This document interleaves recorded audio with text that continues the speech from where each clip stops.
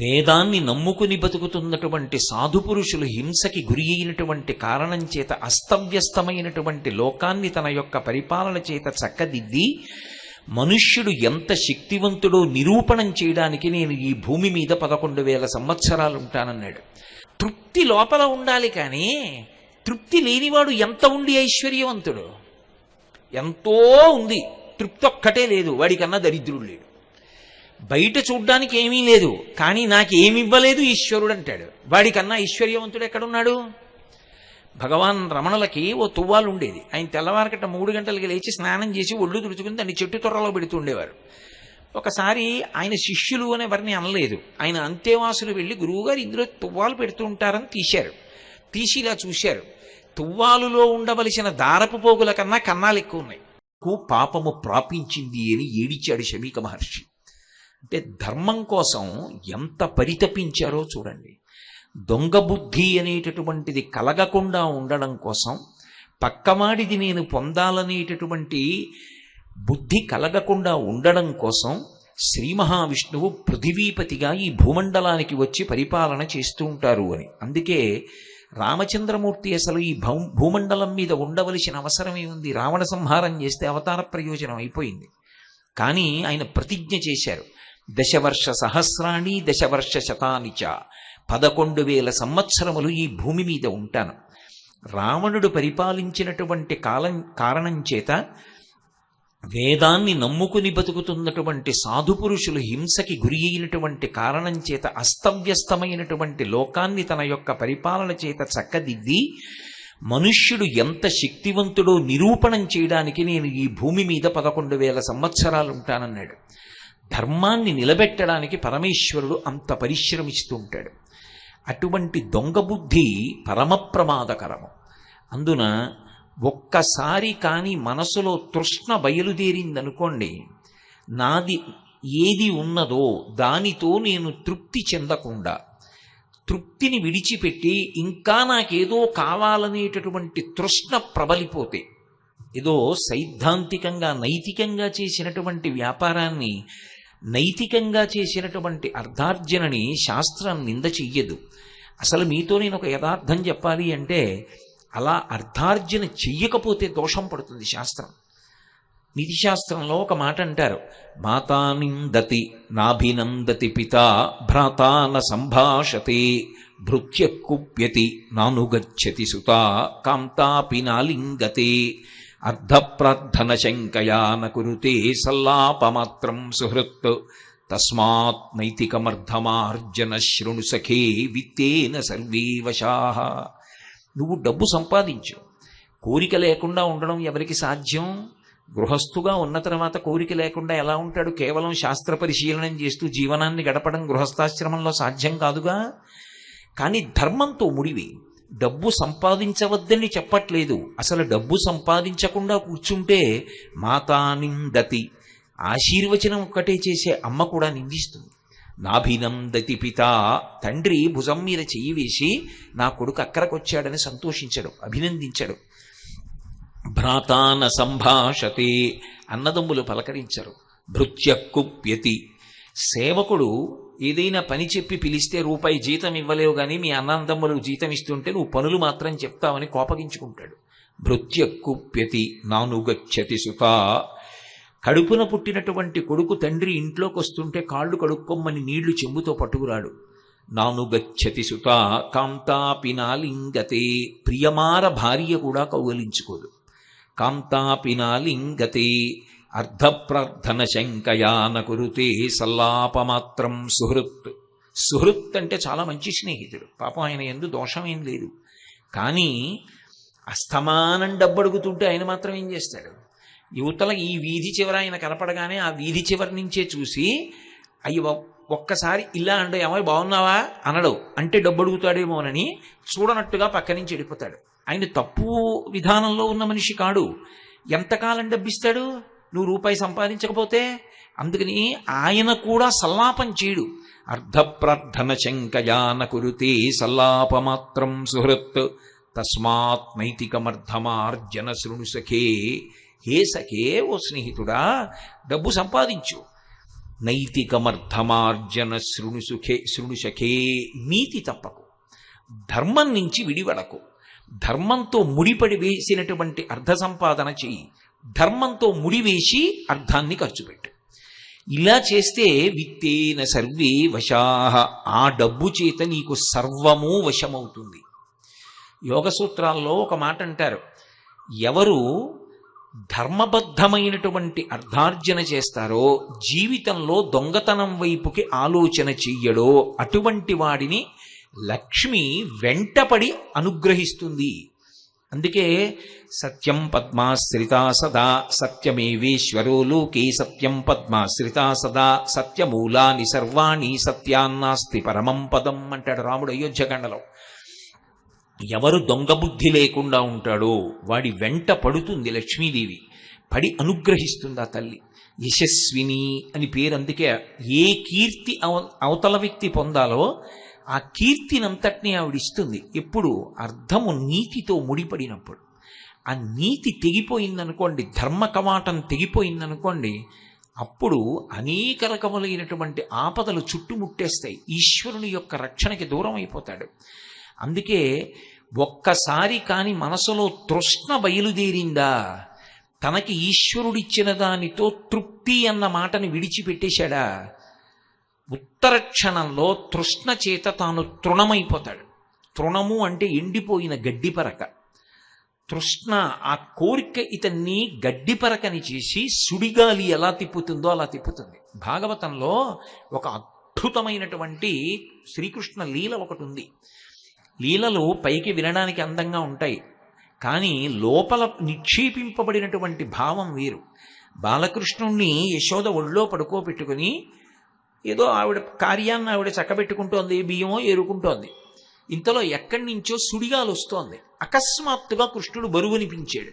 ఏడు పిల్లవాడు ఇంత బరువుగా ఉన్నాడని తీసి పక్కన పెట్టి, సుడియరుగని హరిసుడివడ సుడిగాలి తెరంగు రక్కసుని గాలి సుడివడ, సుడిగాలి ధూళి కన్నుల సుడివడ, గోపకులు బెగడి సుడివడిరధిపా అన్నారు పోతన గారు. ఆ సుడిగాలి ఎలా వచ్చింది అంటే, అది పెద్ద గాలి గుండ్రంగా తిరుగుతూ వస్తోంది. ధూళి పైకి లేచిపోయింది. ఆ చుట్టూ ఉన్నటువంటి గోపాల బాలుర కళ్ళల్లో ఆ ధూళి పడిపోయి వాళ్ళకి కళ్ళు కనిపించలేదు, యశోదకి కనపడలేదు. భూమి మీద ఇలా ప్రయాణించి వెళ్ళిపోతూ అది గుండ్రంగా తిప్పుతూ తీసుకెళ్ళిపోతోంది పైకి. ఆ సుడిగాలంటారు. ఇప్పటికీ కాస్త విశాలమైనటువంటి ప్రాంగణాలు ఉన్న పల్లెటూళ్లలో కనపడుతూ ఉంటాయి. అది వెళ్ళిపోతున్నప్పుడు తృణములను, అంటే ఎండిపోయిన ఆకులు, గడ్డిపరకలు, ఇలాంటి వాటిని ఆవర్తము అంటే చుట్టుకుంటూ తీసుకెళ్ళిపోతుంది, అలా పైకి తీసుకెళ్ళిపోతుంటుంది. అవి ఇలా గుండ్రంగా తిరుగుతూ పైకి వెళ్ళిపోతుంటాయి. సుడిగాలు అలా వెళ్ళిపోతుంటుంది, వెళ్ళిపోతూ అన్నిటినీ పట్టుకుపోతుంటుంది. అలా తీసుకుపోతున్నాడు. ఆయన ఎందుకు వచ్చాడంటే కృష్ణుణ్ణి సంహరించడానికి వచ్చాడు. ఆయన చిన్ని కృష్ణుణ్ణి ఎత్తుకుపోయాడు, అలా పైకి తీసుకెళ్ళిపోతూ వెళ్ళిపోయాడు. ఒక్కసారి కళ్ళు తెరిచింది యశోద. వాహ్, ఏమి పోతన గారి పాండిత్యం అండి, ఏమి రచన, పరకాయ ప్రవేశం చేసేస్తారంతే మహానుభావుడు. తల్లి బిడ్డడు కనపడకపోతే దానికి పెద్ద ఉపోద్ఘాతం ఉండదు.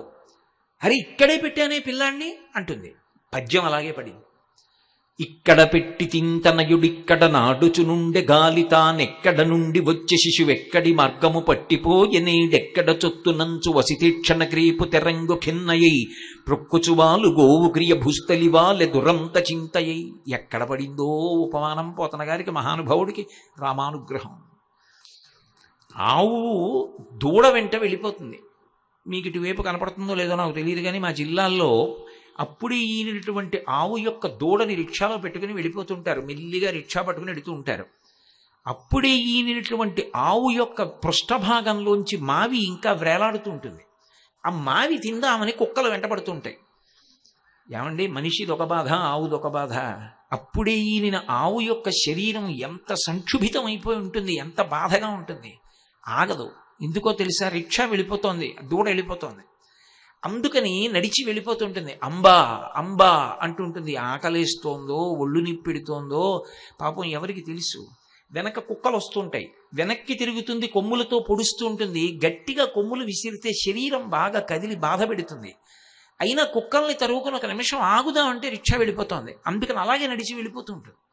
ఆ దూడ కనపడలేదనుకోండి, ఆవు చేసే అంబారావం వినడానికి ఎంత బాధగా ఉంటుందో. అలా అరుస్తుంది దూడ కోసం. పరుగు పరుగునొస్తుంది. 4 వీధుల్లో కూడలిలో నిలబడి ఆ వీధుల వంక చూసి మోరలెత్తి అరుస్తుంది అంబా అని దూడ కోసం. ఇది అటో ఇటో పోయి 7 అంకలోనో చేరి అమ్మ అరుపు విని అంబే అంటుంది. అప్పుడు చూడాలి ఆవు ఆనందం. గబగబ గబగబా దూడ దగ్గరికి వెళ్ళి దాని ఒళ్ళు నాకేస్తుంది నాలికతోటి. అలా ఇక్కడ పెట్టి తింతనయుడిక్కడ నాడుచు నుండె గాలి తానెక్కడ నుండి వచ్చే శిశువెక్కడి మార్గము పట్టిపోయి నేడెక్కడ చొత్తునంచు వసితే క్షణగ్రీపు తెరంగు కిన్నయ్యి. ఆవు ఎలా పరిగెడుతుందో అలా ఇక్కడ పెట్టాను, పిల్లాడు ఏమైపోయాడు, సుడిగాలొచ్చింది, ఎటు పట్టుకుపోయిందో అని చెప్పి ఒంటి మీద బట్ట సరిగా ఉందో లేదో కూడా చూసుకోకుండా పరిగెడుతోంది ఆవిడ. పరిగెత్తి పరిగెత్తి నేల మీద పడిపోయింది. తన గురించి ఏడిచేవాడు ఉండాలి కానీ స్వామి ఎందుకు అనుగ్రహించడు? ఆ పైకి తీసుకెళ్లి అక్కడి నుంచి బండరాళ్ల మీద ఒడిచిపెట్టేస్తే చిన్ని కృష్ణుడు పడిపోయి శరీరము చిన్నాభిన్నమైపోయి మరణిస్తాడని చెప్పి ఆ వచ్చినటువంటి తృణావర్తుడన్న రాక్షసుని యొక్క ఉద్దేశ్యం. పైకి తీసుకెడుతున్నాడు. గమనించాడు, అయ్యో అమ్మ నా కోసం ఏడుస్తోంది అని. హరికరతల పీడనమున పరవశుడై రాల మీద భగ్నాంగకుడై సురవైరి భటుడు కూలెను పురభంజను గోల కూలు పురముంబోలెన్. ఏమి పోతనగారండి! ఆయన శివకేశవ భేదాన్ని ప్రతి చోట విస్మరించి మాట్లాడతారు. ఒకటే పరబ్రహ్మం. పురభంజను గోల కూలు పురముంబోలెన్. పురారి అయినటువంటి పరమశివుడు విడిచిపెట్టిన బాణానికి త్రిపురములు పడిపోయినట్టుగా శివుడితో పోల్చారు. చంటి పిల్లాన్ని మీరు కొంచెం ఎత్తుకి పట్టుకెడుతున్నారనుకోండి, వాడు భయపడిపోయి గట్టిగా మెడ చుట్టూ చేతులేసి పట్టుకుంటాడు, జారిపోతానేమో అని. చిన్ని కృష్ణుడు కూడా నిజంగా పడిపోతానేమోనన్నట్టుగా సుడిగాలి రూపంలో వచ్చి తనని పైకి పట్టుకెళ్ళిపోతున్నటువంటి తృణావర్తుని యొక్క కంఠమలకు 2 చేతులు గట్టిగా బిగించి పట్టుకుని ఆ తృణావర్తుడన్న రాక్షసుడు కూడా తనని భరించడానికి వీలు లేనంత గొప్ప బరువుతో కూడుకున్నటువంటి శరీరంతో ఉన్నవాడైపోతే పట్టుకుపోదామని వచ్చినటువంటి ఆ తృణావర్తుడు ఇంత బరువైపోతున్నాడు, నేను పడిపోతాను రాళ్ల మీదని, వదలరా వదలరా అంటాడు. ఒకసారి పరమేశ్వరుణ్ణి ఎలా పట్టుకుంటే మాత్రం వదులుతాడా? కామోత్కంఠద గోపికల్ భయమునన్ కంసుండు వైరక్రియా సామగ్రించి చుపాల ముఖ్య నృపతులు సంబంధులై వృష్ణులను ప్రేమన్ మీరలు భక్తి మేము ఇది చక్రింగంటి మెట్లైన నుద్ధామధ్యాన గరిష్ఠులైన హరిచందన్ వచ్చు హత్రీశ్వర అంటాడు నారదుడు ధర్మరాజు గారితో. ఏ భావంతో పట్టుకున్న ఆయన విడిచిపెట్టాడు. అందుకని ఆయన విడిచిపెట్టలేదు. ఆ బరువు పిల్లవాడు పెరిగిపోతుంటే ఇంకా పిల్లవాడిని పట్టుకోలేక ఆ పైనుంచి తృణావర్తుడు కింద పడిపోయాడు. ఎలా పడిపోయాడు అన్నారంటే పోతన గారు, హరికరతల పీడనమున్న పరవశుడై రాల మీద భగ్నాంగకుడై సురవైరి భటుడు కూలెను. ఆ రాక్షసుడు బండరాళ్ల మీద పడిపోతే వాడి శరీరం నుగ్గైపోయింది. ఏమీ తెలియని వాళ్ళ ఆడుకుంటున్నాడు ఆయన.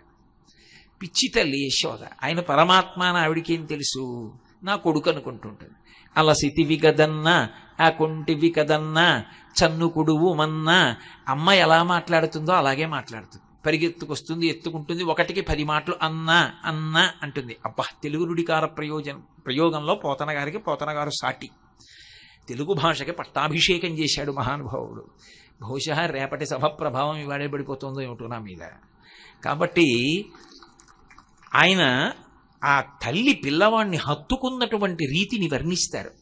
ఒక్కసారి కానీ కోర్కెకి లొంగిపోయి, తృష్ణకి లొంగిపోయి, అన్నీ నాకు కావాలి నాకు కావాలి నాకు కావాలి అన్న కోరిక అర్థం లేకుండా విజృంభించిపోయిందనుకోండి, ఎవడు ఆ కోర్కెని పొందాడో వాడు తృణమైపోతాడు, గడ్డిపరకైపోతాడు. కోర్కె వాడిని తిప్పేస్తుంది. ఇక ఖాళీ ఉండదు, సమయం ఉండదు. దేనికి సమయం ఉంటుంది? ఇంకా మంచి మాటలు వినడానికి సమయం ఎక్కడుంది? దేవాలయానికి వెళ్ళడానికి సమయం ఎక్కడుంది? ఇక భగవంతుణ్ణి ఆరాధించడానికి సమయం ఎక్కడుంటుంది? నేను అందరినీ ఒకతాటిని కట్టి మాట్లాడటల్లా. అర్ధార్జన చేస్తూ కూడా భగవన్మార్గాన్ని విడిచిపెట్టనటువంటి పెద్దలు ఉన్నారు. నా మాటలు వారికి అన్వయం కావు. సాధారణ సిద్ధాంతాన్ని నేను చెప్తున్నాను. అందుకే విపరీతమైనటువంటి తృష్ణ పెరిగిపోతే జరిగేటటువంటి మొదటి పని ఏది అంటే కళ్ళు కనపడ్డం మానేస్తాయి. సుడిగాలి ధూళి కన్నుల సుడివడ గోపకులు బెగడి సుడివడి రధిపా అన్నారు. అందుకే పోతన గారు గడ్డిపరకైపోయి తిరిగిపోతాడు. అప్పుడు ఎవరు రక్షించాలి అంటే పరమాత్మ రక్షించాలి. అందుకే మనకి శంకర భగవత్పాదులు మోహముద్గరం భజగోవిందం చేస్తూ అర్థ సంబంధంగానే లోకాన్ని మొట్టమొదట ఉపదేశంతో అనుగ్రహించారు. మూఢజహీహి ధనాగమ తృష్ణ కురు సద్బుద్ధిం మనసి వితృష్ణ ఎల్లభసే నిజ కర్మోపాత్తం విత్తంతేన వినోదయ చిత్తం. తృప్తి అన్న మాటకి బాహ్యంలో ఉన్న ఐశ్వర్యానికి సంబంధం ఏముందండి? శంకరులే ఒక చోట అంటారు, కౌపీదవంత కలు భాగ్యవంత అంటారు. గోచి పెట్టుకున్నవాడంత సంతోషంగా ఉన్నవాడు లోకంలో లేడు. ఆ తృప్తి లోపల ఉండాలి. కానీ తృప్తి లేనివాడు ఎంత ఉండి ఐశ్వర్యవంతుడు? ఎంతో ఉంది, తృప్తి ఒక్కటే లేదు, వాడికన్నా దరిద్రుడు లేడు. బయట చూడ్డానికి ఏమీ లేదు, కానీ నాకేమి ఇవ్వలేదు ఈశ్వరుడు అంటాడు. వాడికన్నా ఐశ్వర్యవంతుడు ఎక్కడున్నాడు? భగవాన్ రమణులకి ఓ తువ్వాలు ఉండేది. ఆయన తెల్లవారకట్ట 3 గంటలకి లేచి స్నానం చేసి ఒళ్ళు తుడుచుకుని దాన్ని చెట్టు తొర్రలో పెడుతూ ఉండేవారు. ఒకసారి ఆయన శిష్యులు అనే వారిని అనలేదు. ఆయన అంతేవాసులు వెళ్ళి, గురువుగారు ఇందులో తువ్వాలు పెడుతూ ఉంటారని తీశారు. తీసి ఇలా చూశారు, తువ్వాలులో ఉండవలసిన దారపు పోగుల కన్నా కన్నాలు ఎక్కువ ఉన్నాయి. అంటే వాళ్ళు గబగబా వచ్చి, అయ్యో అయ్యో అయ్యో బ్రహ్మన్, హే బ్రహ్మన్ అంటారు. బ్రహ్మవిత్ బ్రహ్మైవ భవతి, బ్రహ్మమును తెలుసుకున్నవాడు బ్రహ్మన్. గురువుగారిని సంబోధించేటప్పుడు అత్యద్భుతమైన సంబోధన ఏది అంటే హే బ్రహ్మన్ అని పిలుస్తారు. రాముడు పిలుస్తాడు అలా విశ్వామిత్రుడిని. హే బ్రహ్మన్, ఏమిటిది, ఇంతమంది ఉన్నామా, ఇంత ఐశ్వర్యం ఉందా, మీరేమో ఇన్ని కన్నాల తువ్వాలా తుడుచుకుంటున్నారు అంటే రమణ మహర్షి అన్నారు, మీకెవరు చెప్పారు అది కన్నాలున్న తువ్వాలని? సహస్రాక్షుడు 1000 కన్నులున్న ఇంద్రుడు నాకు తువ్వాలు, ఇంతకన్నా గొప్ప తువ్వాలు మీకుందా అని అడిగారు. తృప్తి కలిగినటువంటి వాడికన్నా ఐశ్వర్యవంతుడు లోకంలో ఎక్కడున్నాడండి? నాకు ఈశ్వరుడు ఏమివ్వలేదని నేను చెయ్యి చాపడగనండి అన్నవాడెవరో వాడు ఐశ్వర్యవంతుడు. ఆయన ఎన్నిచ్చినా ఇంకా నాకేదో లేదండి అన్నవాడిని ఉద్ధరించగలిగిన వాడు లోకంలో ఎక్కడుంటాడు? బలిచక్రవర్తి ఉపాఖ్యానంలో ఆయన ఒక మాట అంటాడు, వ్యాప్తిం పొందక వగవక ప్రాప్తంబగు లేశమైన 10,000 తృప్తించెందని మనుజుడు సప్తద్వీపములనైన చక్కంబడునే అంటాడు. వ్యాప్తిం పొందక వగవక ప్రాప్తంబగు లేశమైన 10,000 ఏది దొరికిందో దాంతో నాకు ఈశ్వరుడు అనుగ్రహించాడు చాలు, పరమ సంతోషం అని పరమతృప్తితో జీవనాన్ని గడపగలిగినటువంటి వాడికన్నా మహదైశ్వర్యవంతుడు ఈ లోకమునందు లేడు. నాకిది లేదు అన్నవాడికి సప్తద్వీపాలు ఇచ్చేసినా సరే ఇంకా నాకు దేవపదవి కట్టపెట్టలేదు అని ఏడుస్తాడు.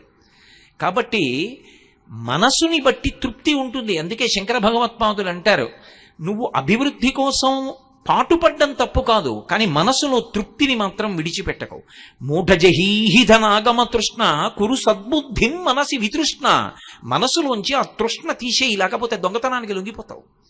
మనసి వితృష్ణ ఎల్లభసే నిజ కర్మోపాత్తం. నువ్వు చేసిన కర్మకి పరమేశ్వరుడు ఏది అనుగ్రహించాడో దానితో విత్తంతేన వినోదయ చిత్తం. ఆ వచ్చిన డబ్బుతో పరమ సంతోషంగా జీవనాన్ని గడిపేసి. ఆంధ్రదేశంలో స్వాతంత్ర పోరాటం చేసి ఒకప్పుడు విదేశీయుల యొక్క తుపాకీకి తన గుండెలు చూపించినటువంటి మహానుభావుడు టంగుటూరి ప్రకాశం పంతులు గారి ఆఖరి రోజుల్లో ఆయన వెళ్ళి ఒక ఇంట్లో కూర్చుని ఉంటే ఆయనకి పూర్వం ఆయన చుట్టూ ఉండి ఆయన దగ్గర వ్యక్తిగత సహాయకుడుగా పనిచేసినటువంటి వ్యక్తి ఆయన్ని చూడ్డానికి వెళ్ళి మధ్యాహ్నం 1 గంటకి, అయ్యా భోజనం వేళ అవుతోంది నేను బయలుదేరిపోతున్నానంటే, ఒక్క క్యారేజీ పంపించగలవు ఏమిటో ఇవాళ అన్నారు ఆయన. తినడానికి భోజనం కూడా లేకపోయినా కూడా ఎంత సామాన్యమైన ఐశ్వర్యం కాదు ప్రకాశం పంతులు గారిది. అంత తృప్తిగా జీవనం గడిపేశారు. ఆ తృప్తిని పొందడం ఉందే జీవితంలో, అది పరమాద్భుతం. అయితే భారతీయ శాస్త్రముల యందు ఒక అద్భుతమైనటువంటి విశేషం ఉంది. అందుకు మనం ఋషులకు రుణపడ్డాం. వాళ్ళు కేవలం ఉపదేశం చేసి ఊరుకోరు. తృష్ణ పొందకండి, దొంగ బుద్ధి పెట్టుకోకండి అని ఊరుకోరు. అసలు మనసుని ఎలా తిప్పుకోవాలి అన్నదాన్ని ఆవిష్కరిస్తారు, దానికి మార్గం చూపిస్తారు. అందుకే ఋషులు మనకి ఎప్పుడూ జ్ఞాపకం పెట్టుకోవలసినటువంటి కొన్ని విషయాలు చెప్పారు. మాతృవత్ పరదారీషు పరద్రవ్యాణిలోష్టవత్.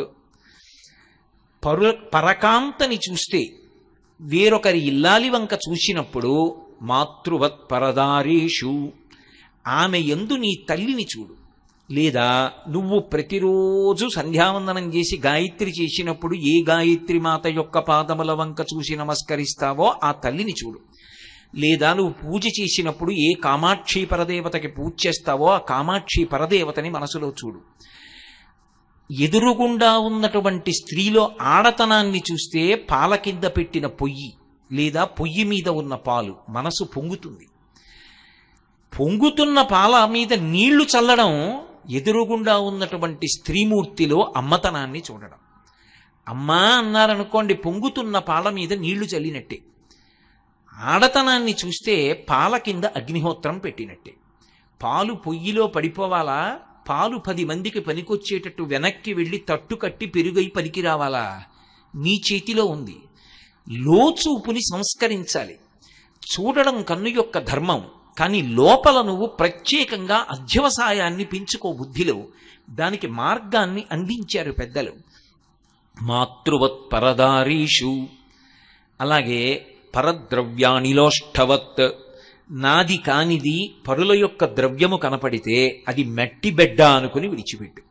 నేను బెంగుళూరు వచ్చాను, ఎన్నో మట్టి బెడ్డలు కనపడుతున్నాయి. నీ తిరుగుతున్నప్పుడు ఈ మట్టి బెడ్డలన్నీ సంచిలో వేసుకుని నేను కాకినాడ పెడతానా ఏమి? మాకు లేవా మట్టి బిడ్డలు? నేను ఈ మట్టి బిడ్డల గురించి ఎందుకు తాపత్రయపడతాను? తీసుకోను. పరద్రవ్యానిలోష్ఠవత్, నీది కానిది ఈశ్వరుడు నీకివ్వనిది ఏది కనపడిందో దాన్ని మట్టి బిడ్డగా భావన చెయ్యి. అది నీది కాదు, దాని వంక చూడకు, వెళ్ళిపో. ఆ సంస్కారము లోపల కలగాలి. రామకృష్ణ పరమహంస ఒక అద్భుతమైనటువంటి ఉపాఖ్యానం చెప్తుండేవారు. భార్య భర్త కలిసి ఎంతకాలం ఈ సంసారం, ఇంకా వానప్రస్థానికి వెళ్ళిపోదాం, అరణ్యానికి వెళ్ళి తపస్సు చేసుకుందామని ఇద్దరు బయలుదేరారు. ముందు భర్త నడుస్తున్నాడు, భార్య నడుస్తోంది. ఇద్దరూ వెడుతుండగా భర్తకి ఒక బంగారం గొలుసు కనపడింది. ఆయన వెంటనే, అమ్మ బాబోయ్, ఇద్దరం అన్నీ విడిచిపెట్టి వానప్రస్థానికి ఎడదామని బయలుదేరాము, ఈ గొలుసు కనపడితే దీనికి ఆశ కలిగి మళ్ళీ ఆ గొలుసు తీసుకుని సంసారానికి ఎడదాం అంటుందేమోనని దాని మీద కాలు పెట్టి తొక్కి అట్టెపెట్టాడు. భార్య దగ్గరికి వచ్చి ఆగింది. ఏం ఆగిపోయారండి? ఏమీ లేదులే, నడువు వస్తానన్నాడు. ఆవిడంది, అన్నీ విడిచిపెట్టి బయలుదేరిన వాడికి ఇంకా అది బంగారం గొలుసని గుర్తుపట్టి కాలు పెట్టిన వాడివి వానప్రస్థానికి ఏమెడతావయ్యా అంది. లోపల సంస్కారమును పొందడం అలవాటు అవ్వాలి తప్ప అసలు ఆవిడికి అది మట్టి బిడ్డలా కనపడింది. ఆవిడికి ఆ బంగారం గొలుసులా కనపడింది ఎవరికంటే భర్తకి. పైగా ఆవిడికి కనపడుతుందని ఈయన అక్కర్లేని విషయానికి పోయాడు. పరద్రవ్యానిలోష్ఠవత్, ఇతరుల ద్రవ్యము బెడ్డ ముక్క అనుకో, నువ్వు ఎప్పుడూ దానిని స్పృశించే ప్రయత్నం చెయ్యవు. పరద్రవ్యానిలోష్ఠవత్, అలాగే ఆత్మవత్ సర్వభూతేషు, ఏ ప్రాణి వంక చూసినా నీలోని నేను అందులోని నేను అన్న భావన చేయి. పోతన గారు అబ్బో దశమస్కంధంలో ఒక చోట దీని మీద చేసిన వ్యాఖ్యానం అసలు పరమాద్భుతం. వేదాంతాన్ని అలా తీసుకొచ్చి నించోబెట్టేశారంటే. సరే, ఇప్పుడు నేను ఆ ఘట్టంలోకి వెళ్ళను, కానీ మళ్ళీ నేను చూడండి, నాకు ఏదైనా బాధ కలిగినా, నాకు కోరిక పుట్టినా, నాకు తృప్తి కలిగినా ఇలా చూపిస్తాను. ఇలా చూపించి నాకు ఆకలిస్తోంది, నాకు సంతోషంగా ఉంది, నాకు బాధగా ఉంది అని ఇలా చూపిస్తాను. మీకు ఆకలిస్తే నాకు ఆకలిస్తోంది అని మీరు ఇలాగే అంటారు. నాకు సంతోషంగా ఉంది, మీరు ఇలాగే అంటారు. నాకు చాలా బాధగా ఉంది, మీరు ఇలాగే అంటారు. ఇక్కడ నేను దగ్గరికి వచ్చేటప్పటికీ అన్నీ చేకూర్చుకోవాలి. అక్కడ నేను దగ్గరికి వెళ్ళేటప్పటికీ నువ్వైపోతుంది. ఇది నేను, అందులోని నేను నువ్వు, అందులోని నేను ఇందులోని నేను ఒక్కటంటే వాడు వేదాంతం తెలిసినటువంటి మహాపురుషుడైపోయాడు. అరే, దీనికి బాధ కలిగితే ఏమవుతుందో దానికి బాధ కలిగితే అదే అవుతుంది. ఆకలేసి నేను అన్నం తింటే నాకు ఏ తృప్తి కలుగుతుందో, ఆకలేసినప్పుడు పట్టెడు అన్నం దొరికితే వాడికి అదే తృప్తి కలుగుతుంది. కాబట్టి నేను తినడం కాదు, పక్కవాడు తిన్నాడా లేదా అడిగి తినడం ప్రధానం. ఇది ఎప్పుడు కలుగుతుంది అంటే, ఇందులో ఉన్న నేను అందులో ఉన్న నేను రెండు నేనులు కావు, అక్కడ నువ్వని నేను అంటున్నది నేనే. ఆ నేను ఈ నేను ఒక్కటే, అది పెద్ద నేను అని అనిపించక ఇది నేను అది నువ్వు అనిపిస్తే మధ్యలో మాయంతా వచ్చి కూర్చుంటు. కాబట్టి ఆత్మవత్ సర్వభూతేషు, ఏ ప్రాణి వంక చూసినా అందులోని నేను ఇందులోని నేను కన్నా ఎలా భిన్నం అని ఆలోచించడం నేర్చుకుంటే, నాకు అక్కడ ఒక గొలుసు కనపడింది అనుకోండి, చటుక్కున వంగి ఓ జేబు రుమాలు దాని మీద పడేసి తీసి లాల్చీ జేబులో పెట్టుకోవచ్చు. కానీ నేను అది తీసుకుంటే పాపం ఆ గొలుసు జారిపోయిన వాళ్ళు ఎంత బాధపడతారో. నా మీద గౌరవంతో నాకు హారతి ఇచ్చి మంగళ దీపాలు పట్టుకుని నేను వేదిక మీదకి వచ్చాక ఆ దీపాలు ఇక్కడ సమర్పణం చేసిన ఏ పుణ్యమూర్తిదో అది అని అది వాళ్ళు వచ్చి తీసుకుంటారని నేను వెళ్ళిపోయాను అనుకోండి, అందులోని నేను బాధపడకూడదని ఇందులోని నేను భావన చేసిన నాడు ఆ నేనుకి ఈ నేనుకి వ్యత్యాసము లేదని భావిస్తే ఆ నేను ఈ నేను ఒక్కటేనని ఈ నేనుకి ఆ నేను నువ్వు కాదని ఆలోచన చెయ్యగలిగితే ఆత్మవత్ సర్వభూతేషు నిన్ను ఇతర భూతముల యందు చూడు. చూస్తే నువ్వు ఇతర భూతములను బాధ పెట్టవు. ఎందుకు బాధ పెట్టవు? నాకు చేస్తే నేను అలాగే బాధపడతాను, సో నేనెందుకు బాధ పెట్టాలి? నేను బాధ పెట్టను. అందుకే అసలు విశేషం ఏమిటంటే సనాతన ధర్మంలో మొట్టమొదటి ప్రార్థన ఎవరి కొరకు చెయ్యాలి అంటే తనని ద్వేషించే వారి కొరకు చెయ్యాలి. ఈశ్వర, వాడికి తెలియలేదు అమాయకత్వం, నన్ను నిష్కారణంగా ద్వేషిస్తున్నాడు, ఈశ్వర సద్బుద్ధిని కటాక్షించి అలా ద్వేషించకుండా చూడు. అందుకే అజాతశత్రువు అన్నది ఒకడికి అన్వయం అవుతుంది కానీ అందరి వైపు నుంచి అజాతశత్రువు కాడు. ధర్మరాజు అజాతశత్రువు అని నేను అన్నాను అనుకోండి, పుట్టని శత్రువులు కలిగిన వాడు. అంటే ధర్మరాజు గారు ఎవరి యందు శత్రుభావన పొందడు. ఆయన యందు ఎవరైనా శత్రుభావన పొందితే ఆయన ఏం చేస్తాడు దానికి? అంటే ఆయన అలా అని ఊరుకోడు, ఆయన భగవంతుణ్ణి ప్రార్థిస్తాడు. ఈశ్వర, వారికి సద్బుద్ధిని కటాక్షించు, వారికి కూడా మంచి బుద్ధినిచ్చి నా యందు లేని దోషాన్ని ఆరోపించి శత్రుభావన పెట్టుకోకుండా పరమ మిత్రభావనతో అందరం చెయ్యి పట్టుకుని మంచి పనులు చేసేటట్టుగా మా యందు సద్బుద్ధిని కటాక్షించు, ప్రేమభావాన్ని మాలో కల్పించు, ఈ శత్రుభావములు విడనాటేటట్టుగా చెయ్యి అని ముందు ఎవడు తన యందు శత్రుభావాన్ని ప్రకటించాడో వాడు తన యందు మిత్రభావాన్ని పొందేటట్టుగా తన నడవడి మారాలని, తాను నిగ్రహింపబడాలని, అవతల వారి యందు సద్బుద్ధి కలగాలని, నేనుకి మధ్య ఉన్న భేదాన్ని నేను నువ్వు అని కాకుండా పెద్ద నేనుగా భావన చేసి ప్రార్థన చేసి చూపిస్తారు. అందుకే ఆత్మవత్ సర్వభూతేషు యప్పశ్యతి సపశ్యతి, అలా ఎలా చూస్తావో అలా చూడడం నేర్చుకో. అలా చూడడం నేర్చుకున్న నాడు ఎన్నడూ కూడా లోకంలో దొంగ బుద్ధి కలగదు, ఇంకొకరిది పుచ్చుకోవాలనేటటువంటి తాపత్రయం నీకు కలగదు. మీరు ఇక్కడ నన్ను ఒక మాట అడుగుతారు, నాకు బాగా తెలుసు.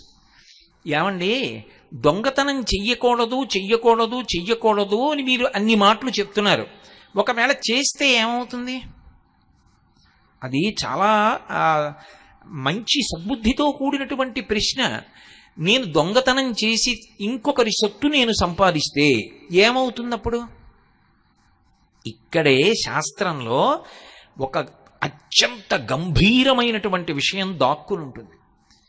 శ్రద్ధ నీకు కలిగి ఉంటే నువ్వు దొంగతనం చెయ్యవు, శ్రద్ధ లేకపోతే దొంగతనం చేస్తావు.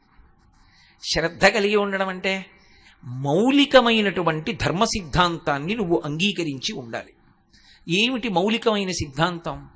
సనాతన ధర్మంలో మౌలికమైన సిద్ధాంతం, సనాతన ధర్మం అంతా దేని మీద ఆధారపడుతుంది అంటే పునర్జన్మ సిద్ధాంతం మీద ఆధారపడుతుంది. పునర్జన్మ సిద్ధాంతాన్ని నేను అంగీకరించాను అని చెప్పడమే బొట్టు పెట్టుకోవడం. బొట్టు ఎందుకు పెట్టుకుంటారంటే ప్రధానంగా నేను సనాతన ధర్మమునందు ప్రతిపాదింపబడిన పునర్జన్మ సిద్ధాంతమును అంగీకరించుచున్నాను.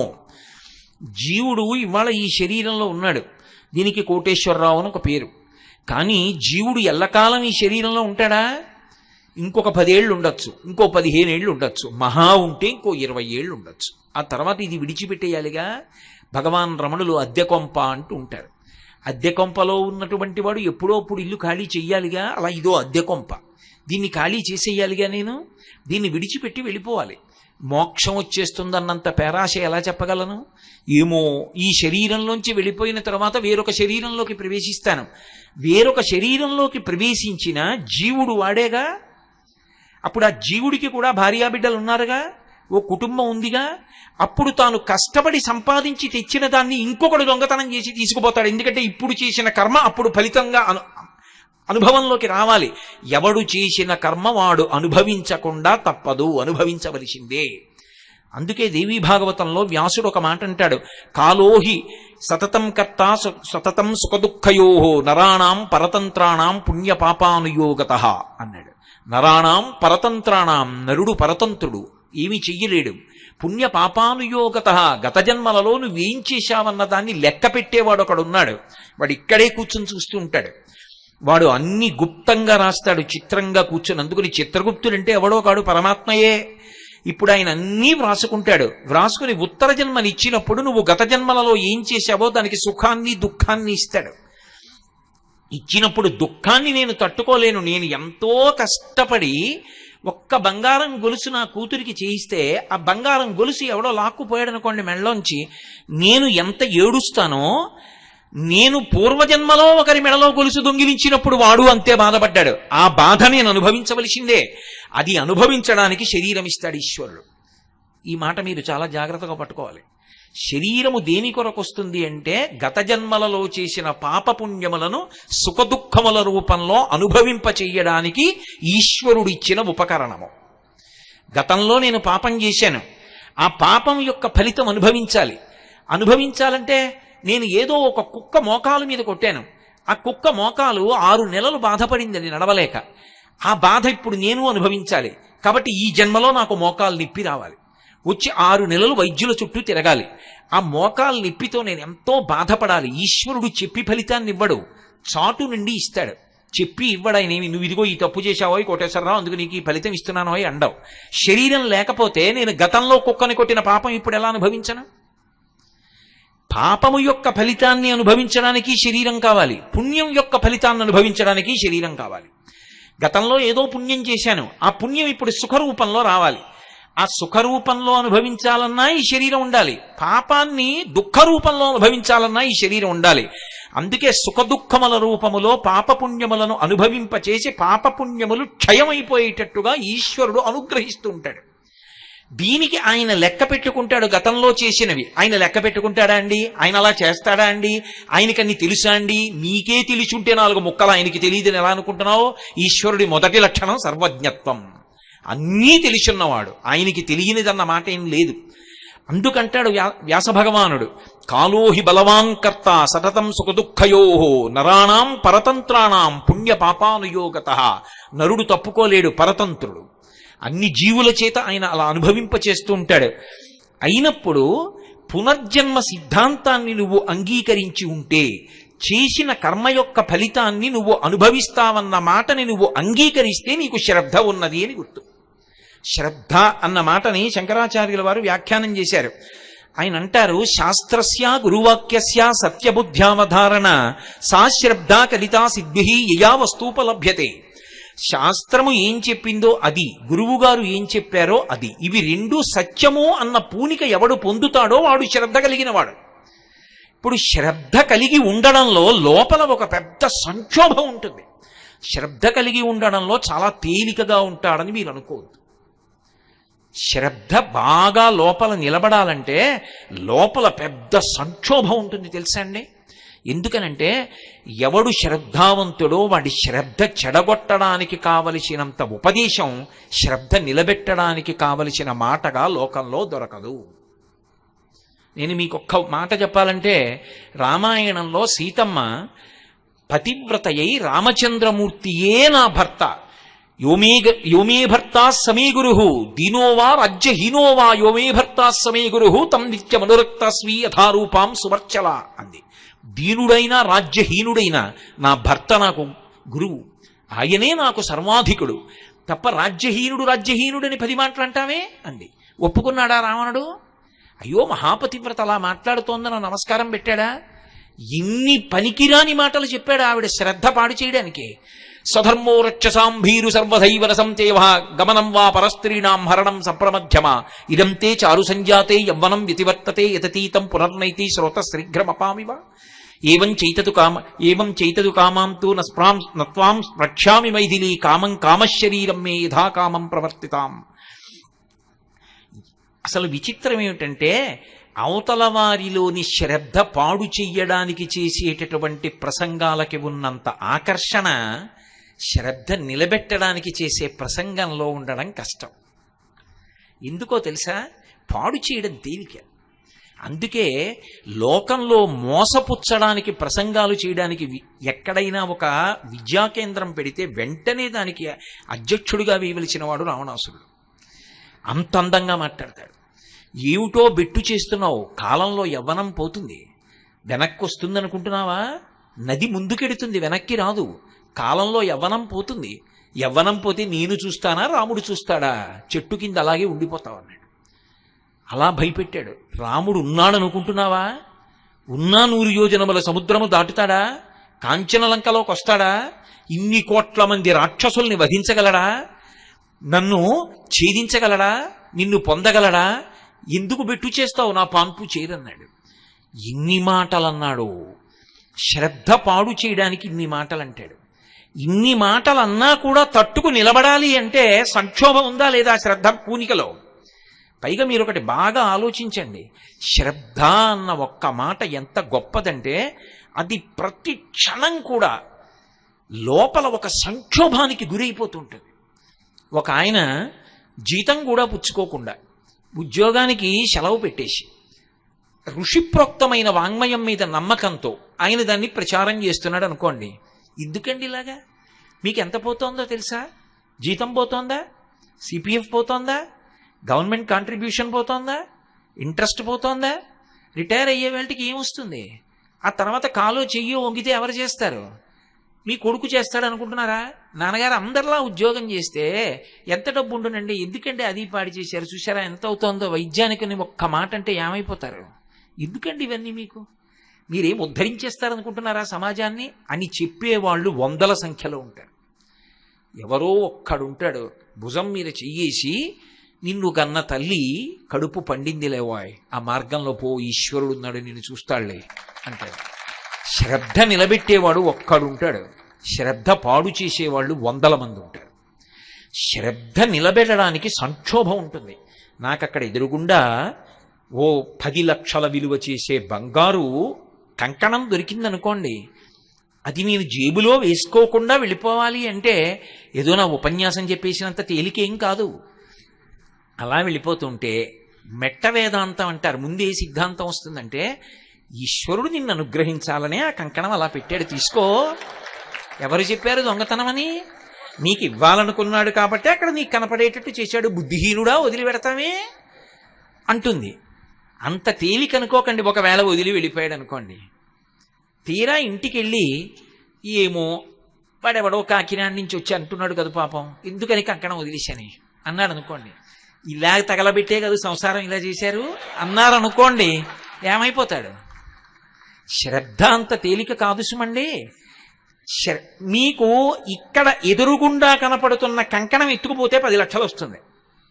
కంకణం విడిచిపెట్టేస్తే ఏమొస్తుంది? ఈశ్వరానుగ్రహం వస్తుందని నేను అంటున్నాను. ఏమిటి నమ్మకం? ఏమైనా సాక్ష్యం ఉందా?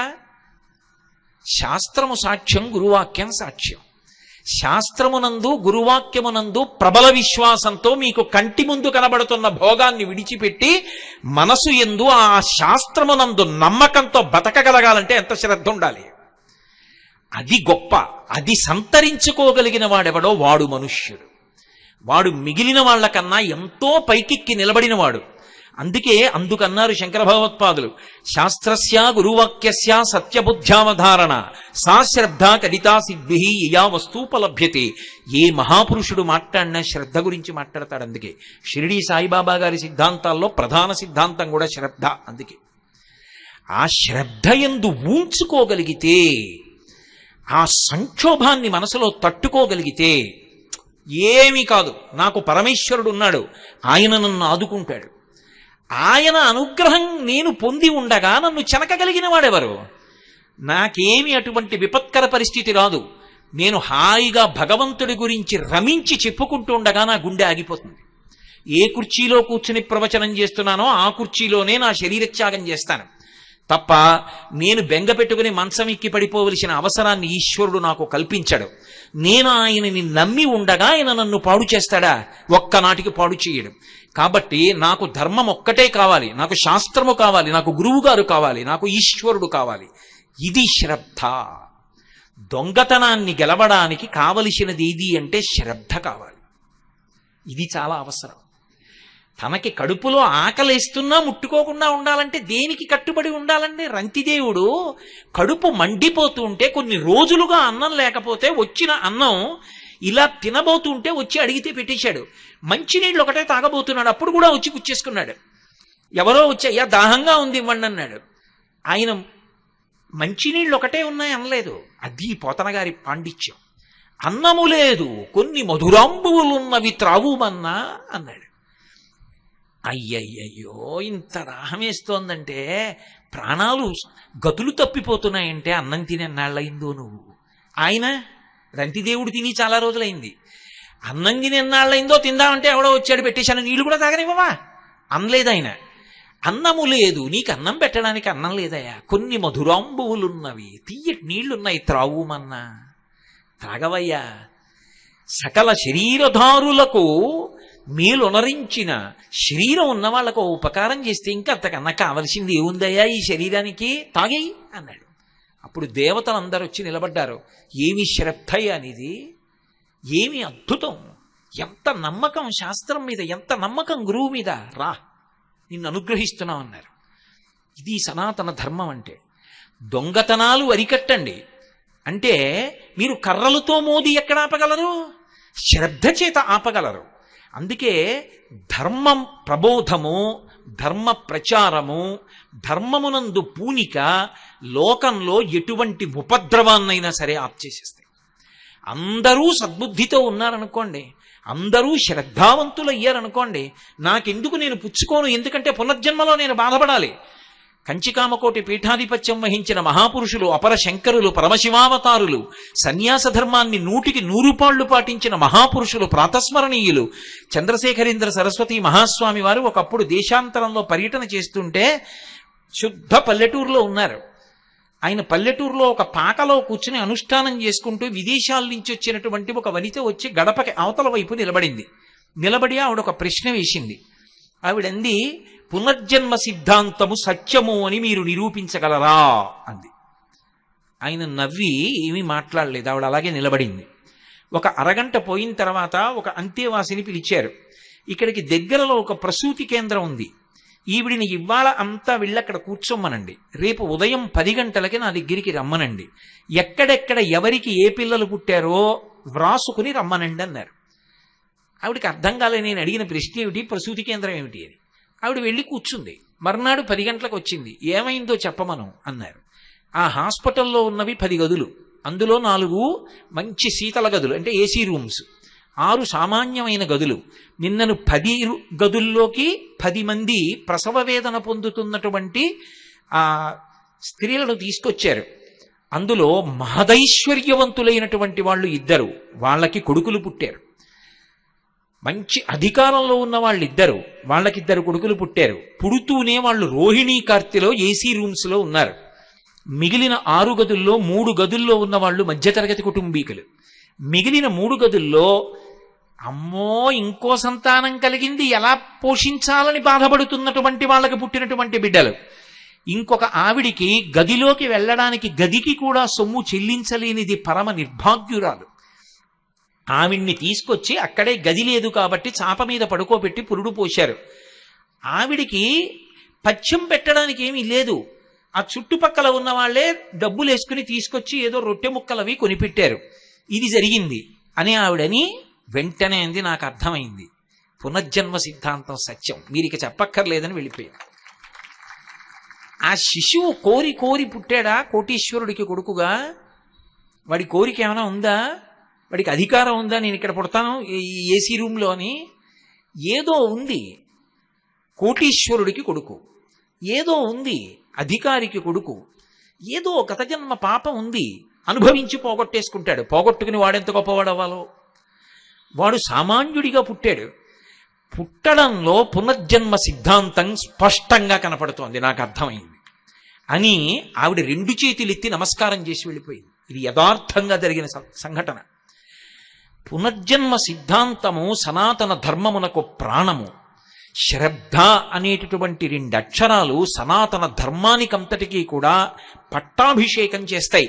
అసలు ఇన్ని ప్రవచనాలు చేయడం దేనికోసం, ఇన్ని గ్రంథాలు చదువుకోవడం దేనికోసం, భగవంతుడు ఉన్నాడు అని నమ్మడం దేనికోసం అంటే ఆ శ్రద్ధ అన్న మాట కోసం. ఈ శ్రద్ధ దేనికి పోతుంది లోకంలో అంటే ఒడుదుడుకుల యందు పోతుంది. కలిసి వచ్చినప్పుడు శ్రద్ధ పోదు. ఎందుకనంటే ఓ మాట అంటే పోతుంది, అంతా భగవంతుడు అనుగ్రహం అండి, ఏదో పైకి వచ్చాను. కష్టం వచ్చిందనుకోండి, ఈశ్వరానుగ్రహం అండి, ఇంత కష్టం వచ్చింది అంటాడా? ఏమిటో ఇన్ని పూజలు చేశాను ఎందుకు వచ్చింది? మొదట ఎవరిని వదిలేస్తాడంటే భగవంతుడిని వదిలేస్తాడు. కానీ కష్టం వచ్చినప్పుడు కూడా ఇది ఈశ్వరానుగ్రహం. గత జన్మలో ఏదో పాపం చేయకపోతే ఎందుకు వస్తుందండి కష్టం? నేను అనుభవించడానికి వీలుగా కష్టాన్ని ఇచ్చి తీసేశాడే మహానుభావుడు, ఆయనకో నమస్కారం. అన్నవాడు ఉంటాడే వాడు నిజమైన భక్తుడు. అది శ్రద్ధ, పండుతున్న శ్రద్ధ. అందుకే దూర్జట్ అంటాడు, లోకుల్లంగని మెచ్చని అలుగని లోలోన నిందించని చీకాకున్బడని మహాత్ముడనని జేలొగ్గని మూకీభావమునం తిట్టని త్రోయని నీ కారుణ్యము కలిగి ఉండెనను అంతే చాలునో శంకర. ఒకనాడు లోకులు నన్ను గని పొగుడుతారు, ఒకనాడు నన్ను ద్వేషిస్తారు, ఒకనాడు పూలదండలేస్తాడు, ఒకనాడు రాయి పెట్టి కొడతాడు, ఒకనాడు ఆయనంత గొప్పవాడు ఎక్కడున్నాడంటాడు, ఒకనాడు ఆయనంత దుర్మార్గుడు ఎక్కడున్నాడండి అంటారు. ఎవరు ఏమనని, నేను మాత్రం అలా ఎవరినీ బాధ పెట్టాలని కాదు, నేను నీ గురించి చెప్పుకుంటూ వెళ్ళిపోవాలి, అవి అన్నీ నాకు భూషణములు అనుకోవాలి. అది భక్తుడికి ఉండాలి, అదే భగవంతుడికి ఉంటుంది లక్షణం. అందుకే రావణాసురుడు శివుణ్ణి స్తోత్రం చేస్తూ సుహృద్విపక్షపక్షయో తృణారవింద చక్షుషో ప్రజామహీ మహేంద్రయో సమప్రవర్తయన్మన కదా సదాశివం భజే అంటాడు. ద్వంద్వాతీతుడు పరమేశ్వరుడు. భక్తుడు కూడా ఆయన పాదాలు పట్టుకుని ఆ ద్వంద్వాతీత స్థితే పొందాలి. అందుకే భగవద్గీతలో గీతాచార్యుడి తుల్యనిందా స్తుతిర్మౌని సంతుష్టో ఏనకేనచిత్ అనికేత స్థిరమతి భక్తిమాన్మే ప్రియోనరహ అంటాడు. ఎవరు ఆ ద్వంద్వములను దాటగలుగుతాడో వాడు శ్రద్ధయందు పండినవాడు. అసలు మనుష్య జీవితానికి ఉండవలసిన ప్రథమ లక్షణం ఇది అంటే ఆ శ్రద్ధ. శ్రద్ధ అన్నది ఒకటి ఏర్పడింది అనుకోండి, ఉత్తర క్షణంలో దుర్గుణములు లోపలికి రాకుండా మీరు కంచె వేసేసినట్టే. ఇప్పుడు రామకృష్ణ పరమహంస ఒక మాట అంటారు, పనసపండు కొయ్యండి పనస తొనలు తీయండి అంటే చేతికంతటికి పాలు జిగురు అంటుకుంటే ఆ తర్వాత మీరు ఎన్ని నీళ్లు పెట్టి కడుక్కున్నా అది వదలదు. కానీ ముందు నూనె చేతికి రాసుకుని పనసపండు ఒలిచినటువంటి వాడికి తొనలు దొరుకుతాయి తప్ప పాలు చేతికి అంటుకోవు. శ్రద్ధ అన్నది అలవాటు చేసుకుని జీవితంలో ప్రవర్తించినటువంటి వాడిని దుర్గుణములు చెనకలేవు, అసలు చేరలేవు. అగ్నిహోత్రానికి చెదెక్కడ పడుతుందండి? శాస్త్రమునందు గురువాక్యమునందు విశ్వాసము ఎవడికి ఉన్నదో వాడు శ్రద్ధావంతుడు. ఒకసారి ఆ శ్రద్ధ ఏర్పడిందా ఇక వాడి దగ్గరికి దుర్గుణములు రాలేవు. అందుకే భారతీయతలో ఉన్నటువంటి గొప్పతనం ఎక్కడుంది అంటే ఏదైనా సరే పరమాత్మకి నివేదన చేసి పుచ్చుకుంటారు. నిన్న మీతో నేను శౌచము అని చెప్పానే, లోపలికి వెళ్ళినటువంటి అన్నంలో 6వ వంతు మనసుగా మారుతుంది, సూక్ష్మధాతువుగా. అందుకే అన్నం తినేటప్పుడు కూడా దానికి అంత శౌచ్యం ఇచ్చి తీసుకుంటారు, ఎందుకంటే శ్రద్ధ పాడైపోకూడదు తిన్న అన్నం వల్ల. అందుకే ఇది న్యాయార్జితాహారము, భగవదర్పితాహారము, మితాహారము, సాత్వికాహారము, ఇన్ని నియమములు కలిగినటువంటి ఆహారాన్ని పుచ్చుకుంటారు తప్ప ఎక్కడ పడితే అక్కడ ఏ ఆహారం పడితే ఆ ఆహారం పుచ్చుకోకుండా ఉండడానికి కారణం అది లోపలికి వెళ్ళి 6వ వంతు మనసైన తరువాత శ్రద్ధ కించిత్ భంగం అయిందనుకోండి, దానివల్ల ధూర్త చేష్టితాన్ని చేస్తే జీవుడు పాడైపోతాడు. లలితా సహస్రనామ స్తోత్రానికి భాస్కరరాయల వారు వ్యాఖ్యానం చేశారు. ఆయన చేయడం ఏమిటి, అమ్మవారు చేయించింది ఆయనలో దూరి. చేయించినప్పుడు ధన్య అని ఒక నామం, దానికి వ్యాఖ్యానం చేయించారు. మనసు అస్తమానం ఐశ్వర్యం మీదే ఉండిపోయిందనుకోండి, దాని లక్షణం ఏమిటంటే దేని మీద ప్రీతి ఉందో ఆఖరి ఊపిరిలో దాన్ని స్మరిస్తుంది. మనసుకి కదలిక ఉంటుంది. ఆ కదలిక దేని మీద అంటే ఊపిరి మీద ఆధారపడుతుంది. అందుకే పూజ చేసేటప్పుడు ప్రాణాయామం చేయిస్తారు. ఊపిరి నిలబడితే మనసు నిలబడుతుంది, మనసు నిలబడితే ఉపచారంలో ఈశ్వరుణ్ణి చూస్తారు. ఇప్పుడు ఆఖరి ఊపిరిలో ఆఖరిసారి కదిలినప్పుడు దేని మీద ఎక్కువ ప్రీతి ఉందో దాన్ని పట్టుకుంటుంది.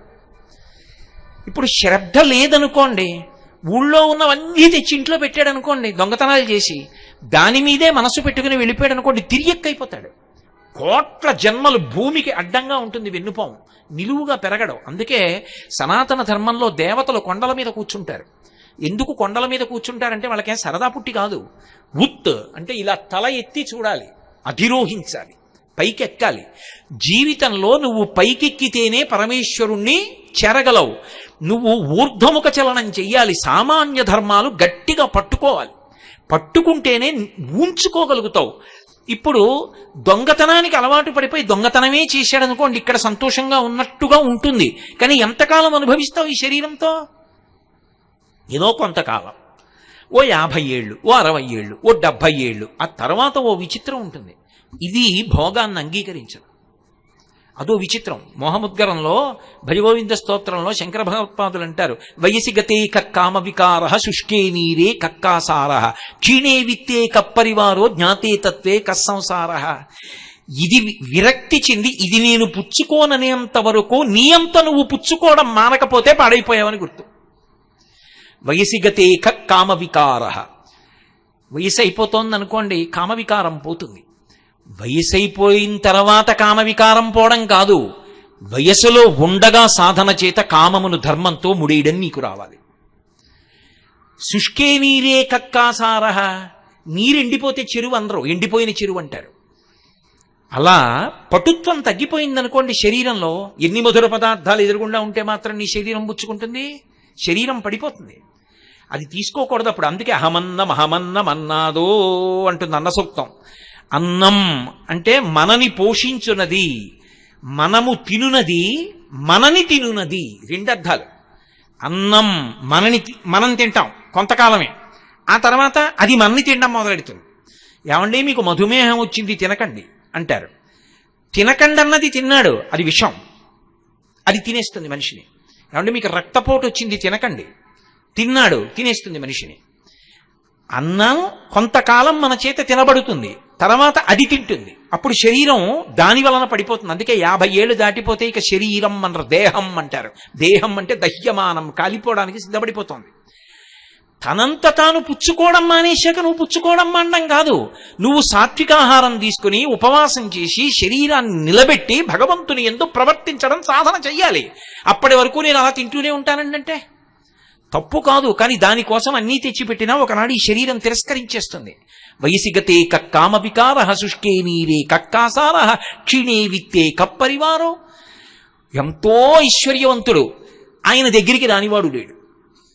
ఒకనాడు ఆయన వృద్ధుడైపోయాడు, ఆయన బిడ్డలు చూస్తున్నారు వ్యవహారాలన్నీ, ఆయన బిడ్డల చుట్టూ తిరుగుతారు.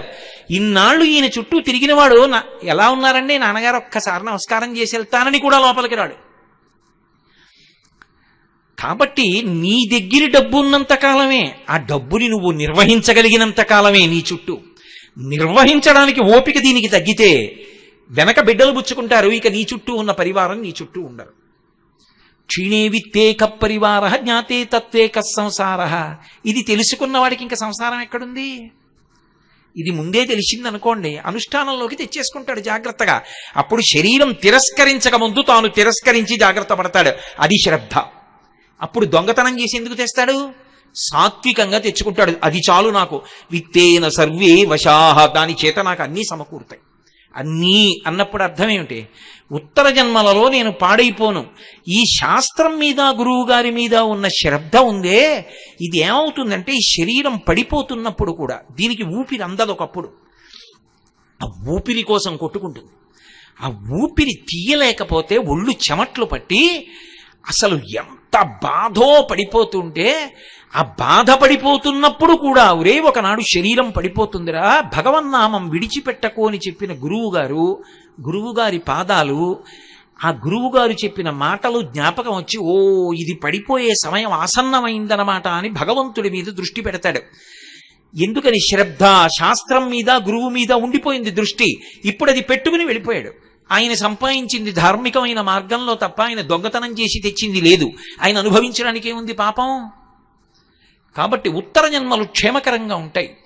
ఈ జన్మలో ఓ 30 ఏళ్ళు సంతోషించడానికి 3 కోట్ల జన్మలు పాడు చేసుకోమని ఎవడు చెప్పాడు? పెట్టుబడి రీత్యా చూసినా కూడా అది దోషభూయిష్టమైన జీవితమే కదా. అందుకని శ్రద్ధతో ఉన్నవాడెవరో వాడు అస్థేయమును పొందగలడు, అంటే దొంగ బుద్ధి లేకుండా జీవించగలడు. సామాన్య ధర్మంలో ఏదో దొంగతనం చేయకండి అని చెప్పడం శాస్త్రం యొక్క ప్రయోజనం కాదు.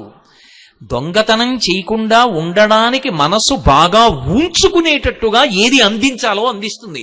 అందుకే మీరు ఒకటి బాగా గమనించండి, అన్నిటికన్నా చాలా గొప్ప దానం ఏది అంటే ధర్మమునకు సంబంధించినటువంటి విషయములను లోకమునందు ప్రచారము చేయుట. మీరు ఇవాళ అన్నం పెట్టారనుకోండి, సాయంకాలానికి జీర్ణం అయిపోతుంది, మళ్ళీ ఆకలేస్తుంది. ఓ కంటికి శస్త్రచికిత్స చేయిస్తే కొన్నాళ్ళకి మళ్ళీ రెండో కంటిలో మస్క ఏర్పడి శస్త్రచికిత్సకు సిద్ధం అవుతుంది. ఇవాళ జ్వరానికి ఔషధం ఇప్పిస్తే రేపు మళ్ళీ ఔషధాన్ని కోరుకుంటుంది. మీరు ధర్మం గురించి ఒక్క ప్రసంగం చేస్తే అధర్మ మార్గంలో వెడదామనుకున్నవాడు కూడా మానేస్తే వాడి వలన బాధపడవలసిన కొన్ని 100 మంది దాని నుంచి తప్పుకుంటారు. పైగా విని ఆచరించిన వాళ్ళందరూ ఉద్ధరణ పొందుతారు. అందుకే ప్రవచనానికన్నా ధర్మ ప్రచారం కన్నా గొప్పది లోకంలో ఇంకొకటి లేదు. అది ఆత్మోద్ధరణ హేతు. అందుకు ఈ దేశంలో మహాత్ములు కూడా తమలో తాము రమించి ఆత్మానుభవాన్ని పొందగలిగిన యోగులు కూడా ఆ మౌనాన్ని విడిచిపెట్టి ప్రత్యేకంగా వచ్చి వాళ్ళకి మౌనం విడిచిపెట్టడం ఇష్టం కాకపోయినా మన కోసమని మాట్లాడతారు. అందుకే వాళ్ళు అనుగ్రహించి మాట్లాడారు కాబట్టి వాళ్ళు మాట్లాడితే ప్రవచనం చేశారు, ఉపన్యాసం చెప్పారు అనరు, అనుగ్రహ భాషణం చేశారంటారు. ఎందుకని అంటే వాళ్ళు మాట్లాడక్కల, వాళ్ళు మౌనంలో ఒక్కటైపోయి అన్ని లోపలికి తీసుకుని రమిస్తారు. అలా రమించగలిగినటువంటి వాడు తన సౌఖ్యాన్ని పక్కన పెట్టి వచ్చి మాట్లాడుతున్నాడు. ఎందుకని? అయ్యో వీళ్ళు పాడైపోకూడదని మనకు ఉపదేశం చేస్తున్నాడు ఆయన. ఆ ఉపదేశం శాస్త్రాన్ని ఆధారం చేసుకుని జరుగుతోంది. ఆ ధర్మ ప్రచారమునకు లోకంలో అంత పెద్ద పీట. ధర్మ ప్రచారము కన్నా కూడా లోకులు, ప్రత్యేకించి నరులు మంచి మార్గంలో నడవడానికి కావలసినటువంటి మార్గము ఇంకొకటి ఉండదు. ధర్మమునందు అందరూ ఊంచుకుంటే అసలు లోకంలో నేరము శిక్ష ఈ రెండు మాటలు ఉండవు. రామాయణంలో ఓ మాట అంటారు, ఎవరి నోటి విన్నా రామా రామా రామా అంతే. ఇంటికి తాళం కప్పలేదు. ఇంట్లో పెద్దవాళ్ళు చిన్నవాళ్ళకి ప్రేతకార్యం చెయ్యడం లేదు. భార్య బ్రతికి ఉండి భర్త వెళ్ళిపోవడం, భార్య వైధవ్యం పొందడం లేదు, దొంగతనాలు లేవు. ఇది ఫలశ్రుతి. ఎలా ఉంటుంది ఇదంతా? అంటే అందరూ రామా రామా రామా అన్నారు. రాముడు ఏమంటాడు? శాస్త్రము శాస్త్రము శాస్త్రము గురువు అంటాడు. ఇది మీరు పట్టుకోవాలి. రామరాజ్యం రామరాజ్యం అంటారు. రామరాజ్యం రాముడే పరిపాలిస్తే వస్తుందని నేను అన్నాను అనుకోండి, మళ్ళీ రాముడు వస్తేనే, మళ్ళీ రామావతారం వస్తే రామరాజ్యం వస్తుంది. అలా అయితే రాముడు మనకిచ్చింది ఏమీ లేదని గుర్తు. మళ్ళీ ఆయన వస్తే రామరాజ్యం వస్తుంది కాదు. రాముడు ఎప్పుడైనా పరిపాలన చేస్తున్నప్పుడు సంక్లిష్ట పరిస్థితి ఏర్పడితే ఎంతమంది ఎన్ని సలహాలు చెప్పినా వింటాడు. తాను నిర్ణయం తీసుకునేటప్పుడు ఏమని చెప్తాడంటే, నేను ఈ పని ఇలా చేస్తాను, ఎందుకో తెలుసా, శాస్త్రం ఇలా చెయ్యమని చెప్పిందంటాడు. శాస్త్రము ప్రమాణం ఆయనకి. తస్మాత్ శాస్త్రం ప్రమాణంతే కార్యాకార్యం వ్యవస్థితౌ. శాస్త్రం ఎలా చెప్పిందో అలా చేస్తాడు. శాస్త్రం ఎలా చెప్పిందో అలా చేసినటువంటి రాముని యొక్క పరిపాలన యందు ఎవ్వరూ బాధపడకుండా ఉన్నారు అంటే, నువ్వు కూడా శాస్త్రమును ప్రమాణంగా చేసుకుని పరిపాలన చేస్తే అప్పుడు కూడా రామరాజ్యమే వస్తుందని చెప్పాలి. అంతేగాని రాముడు వస్తేనే రామరాజ్యం వస్తుందంటే రామరాజ్యం రాముడు వచ్చేదాకా రాదు అని మంగళకర వాక్కు. కాబట్టి సా శ్రద్ధ కరితా సిద్భి యా వస్తూపలభ్యతే. బాగుందండి, మీరేదో తలకొట్టుకు చెప్తున్నారు, సంతోషం. కానీ శ్రద్ధ కలగకపోతే ఎంత మీరు చెప్పినా ఇక్కడ విన్నప్పుడు పోని మీ మీద ఎందుకు పెట్టడం? ఈ ప్రసంగం చేస్తున్నప్పుడు నాకు శ్రద్ధ ఉంది కానీ కిందకి దిగేటప్పటికి పోయిందనుకోండి, ఏదో దొంగతనం చెయ్యాలనిపించింది అనుకోండి, అప్పుడు ఎలా? ఎవరికి చెప్పను? మళ్ళీ బెంగళూరు వచ్చినప్పుడు మీకు చెప్పనా, ఏమండి దొంగ బుద్ధి గురించి మీతో చెప్పాను కానీ ఆ రోజు సభ నుంచి వెళ్ళగానే ఏదో చిన్న వస్తువు ఎత్తుకుపోయాను సుమండి, అది ఏమిటో మరి ఆ రోజే దొంగతనం చేశాను విచిత్రం అని మీకు చెప్పనా? కాదు, అలా చెప్పలేదు శాస్త్రం. శాస్త్రం ఏం చెప్పిందంటే, నీ బలహీనత ఏది ఉందో దాన్ని బలహీనతగానే నువ్వు గుర్తించగలిగితే. ఆయన అలా చెప్తాడు కానండి, కళ్ళ ముందు దొరికింది ఎక్కడ వదిలేస్తామండి అన్నవాడికి భగవంతుడు ఏం చేస్తాడు? ఆయన అలా చెప్పాడు, అది సత్యం, నేను అలా తీసుకోకూడదు పక్క వాళ్ళది, కానీ దొంగతనం చేసేసాను, నాకు ఈ బుద్ధి పోవట్లేదు, ఏదో ఒకలా పక్క వాళ్ళది ఎత్తుకొద్దామన్న భావన ఉంటుంది. ఇది ఎలా అంటే, ఎవరికి చెప్పమని చెప్పిందంటే, అసలు నీకు ఈ సంకల్పాలు రావడానికి కారణమైన మనసుని నీకు ఇచ్చినవాడు ఎవరు? భగవంతుడు. ఆయనకే చెప్పు. ఆయన దగ్గర చెప్పేటప్పుడు దాపరిక వంతు, ఉన్నదున్నట్టుగా ఆయన ఉన్నాడు అని నమ్మి ఆయన దగ్గర కూర్చుని చెప్పు. అంతేకాని కాశీ నుంచి నేనే కొనుక్కొచ్చానండి విగ్రహం అంటే ఆయన పలకడం, అది విగ్రహం కాదండి, అది నేను కాశీ నుంచి తెచ్చిన విగ్రహం కాదండి, అది పరమాత్మ అంటే అప్పుడు పలుకుతాడు. సత్యసాయిబాబా గారు ఒక ఉదాహరణ చెప్తుండేవారు.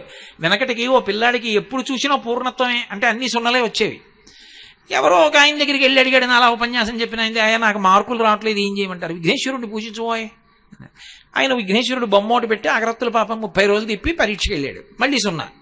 ఎందుకు ఇది? ఇంకో ఆయన అడిగాడు, ఏదో అమ్మవారిని పూజించు, శారదని పూజించు. ఈ విఘ్నేశ్వరుని అలా పెట్టేసి దూరంగా అమ్మవారిని తెచ్చిపెట్టి సరస్వతీదేవికి అగరత్తులు పెట్టాడు, మళ్ళీ రాలా, పక్కన పెట్టేశాడు. ఇంకో ఆయన్ని అడిగాడు, శివుణ్ణి పెట్టబోయే జ్ఞానం ఇస్తాడు అన్నాడు. శివుణ్ణి పెట్టి అగరత్తులు ధూపం వేస్తున్నాడు. ధూపం వేస్తుంటే ధూపం ఎక్కడేశారో అక్కడే ఉంటుంది ఏమిటి, అది అలా పోతుంది గాలిలో పొగ. వెళ్ళిపోయి ఈయనకి మార్కులు ఇవ్వనటువంటి దేవుళ్ళు ఉన్నారే, విఘ్నేశ్వరుడునో సరస్వతీదేవి, అక్కడికి పోయింది. ఈయన ఆ రోజున ఇలా ధూపం చూపిస్తూ ఇలా చూశాడు. అన్నన్నన్నన్నా ఒక్క మార్క్ ఇప్పించలేదు కానీ ధూపం పీల్చేస్తున్నారా అని గబగబా వెళ్ళి 2 ఉత్తరీయాలు తీసుకొచ్చి విగ్రహాల ముక్కులకు కట్టేశాడు. గభాలన విఘ్నేశ్వరుడు సరస్వతీదేవి లేచారు. లేచి ఒరే నిన్ను అనుగ్రహించామన్నారు. ఆయన తెల్లబోయిదేడి, ధూపం వేస్తే నాకు ఎప్పుడూ పలకలేదు, ముక్కులు కడితే పలికేది ఏమిటన్నాడు.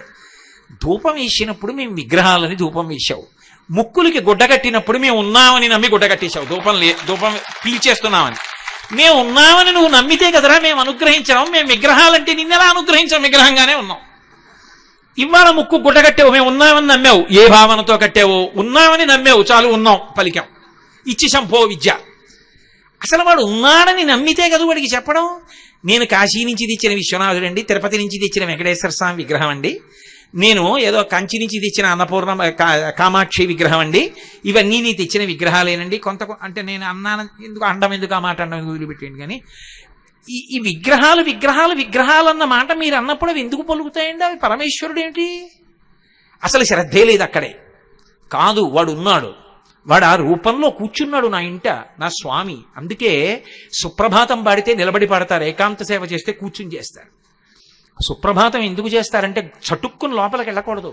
చటుక్కుని లోపలికి వెళ్ళిపోయారనుకోండి, మీరు ఏమని అడిగారు? ఏకాంత సేవ చేసినప్పుడు అమ్మవారితో కలిసి పడుకోమని అడిగారా? అమ్మవారితో కలిసి పడుకున్నప్పుడు ఇద్దరు ఎలా ఉన్నారో చటుక్కుని తలుపు తీస్తే ఎలా?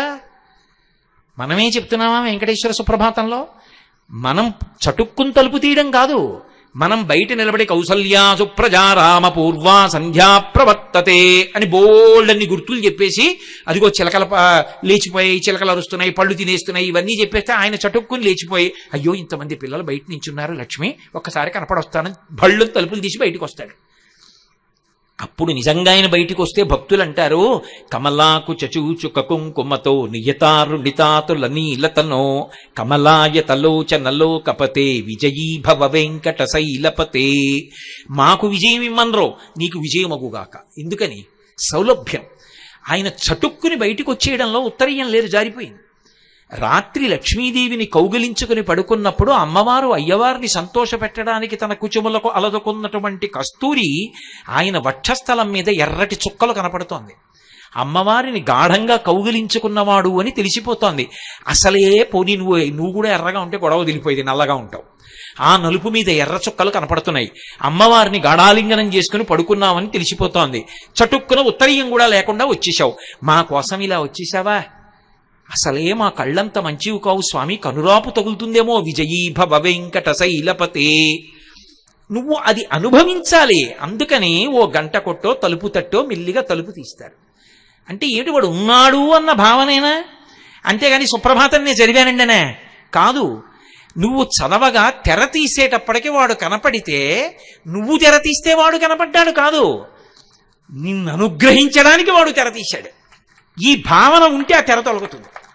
త్యాగరాజస్వామి వెంకటేశ్వర స్వామి దర్శనానికి వెళ్ళారు. ఏదో కారణం ఇప్పుడు కుదరదులేండి అని తెరవేశారు. ఆయన ఎవరికీ చెప్పలేదు. ఆయన అక్కడ కూర్చుని తెరదీయగరాదా అని కీర్తన చేశారు. స్వామి నీకు నాకు అడ్డు ఈ మాయా అన్న తెర ఎప్పుడూ ఉంది, తెర తీయవా అని అడిగారు. భళ్ళు అని తెరుచుకుంది తెర. ఇప్పుడు తెర ఎవరైనా తీసి దర్శనమిచ్చారా? తెర ఆయనే తీయించి దర్శనమిచ్చాడా? తెర తీసి దర్శనమిచ్చాడని అనకూడదు, తెర తీయించి దర్శనమిచ్చాడనాలి. నువ్వు పాడిన సుప్రభాతానికి ఆయన అనుగ్రహించాడు. ఆ భావన లేనప్పుడు ఎన్ని మాటలు సుప్రభాతానికి అడితే నీకు మనసులో ఆ పండిన అనుభూతి కలుగుతుంది. వాడు ఉన్నాడు అన్న భావన నీకుంటే మళ్ళీ వెనక్కి రండి. ఇదంతా ఎందుకు చెప్పానంటే, నీకు మనసిచ్చిన వాడు వాడే కాబట్టి వాడికి చెప్పు ఆ మాట.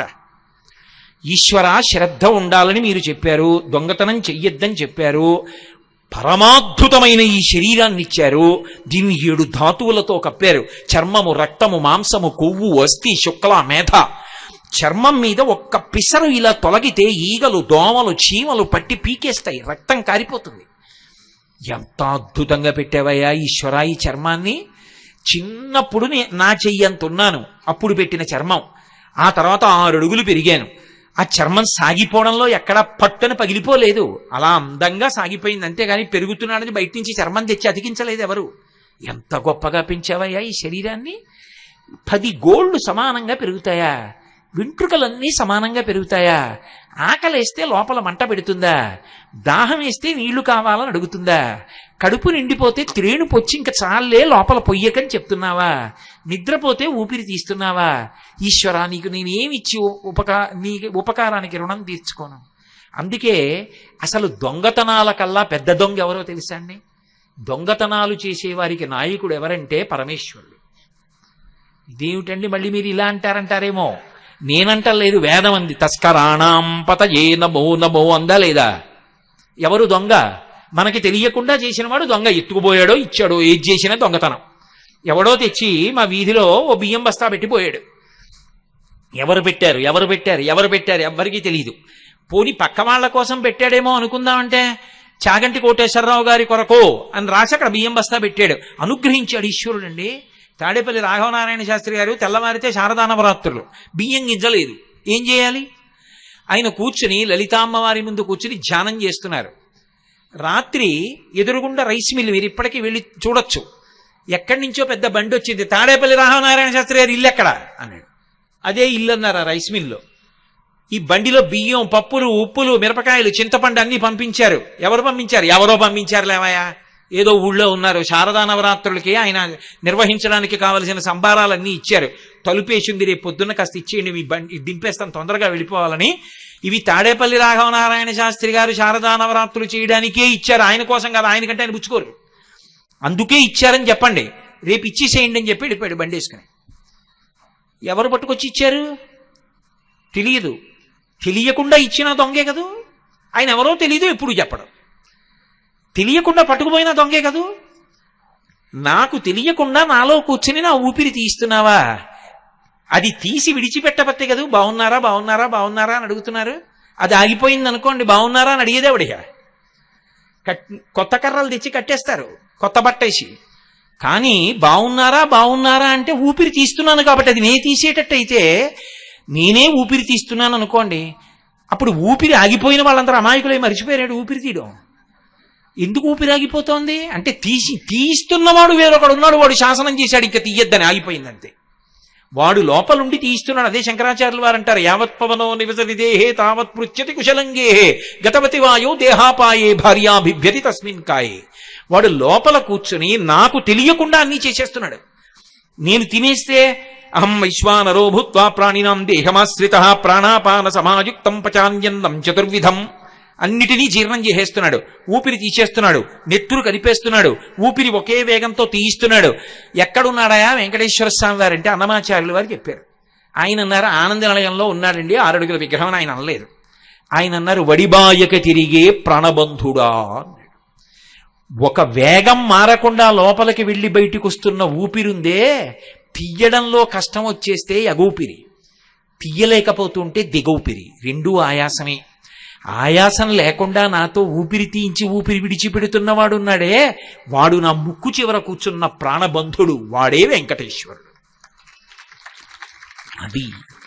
అది తత్వం.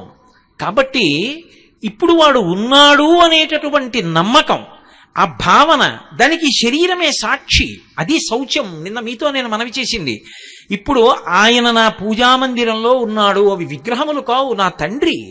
ఆయన అలా విరాజమానుడై ఉన్నాడు, ఉండి నన్ను అనుగ్రహిస్తున్నాడు. అందుకే మా ఇంట్లో కుర్చీలు ఉంటాయి, ఎవరైనా వస్తే కూర్చోడానికి.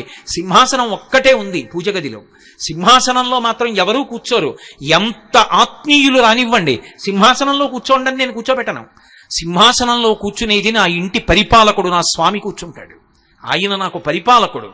నేనిక్కడ కూర్చుని ఉపన్యాసం చెప్తుంటే నాకు జ్ఞాపకం వచ్చేటట్టు చేస్తూ, నా చేత మాట్లాడిస్తూ, నా వాక్కుకి ఇటువంటి శక్తినిచ్చి, నాతో మాట్లాడించి, నా ఆరోగ్యాన్ని నిలబెట్టి, ఇక్కడికి వస్తే నాకు పట్టెడన్నం వేళపట్టున దొరికేటట్టు చేసి, నా ఇంట నేను ఏ పార్వతీ పరమేశ్వరుల్ని కొలుస్తున్నానో ఆ పార్వతీ పరమేశ్వరులే ఇక్కడ శివకుమారు భార్యగా ఉన్నారు.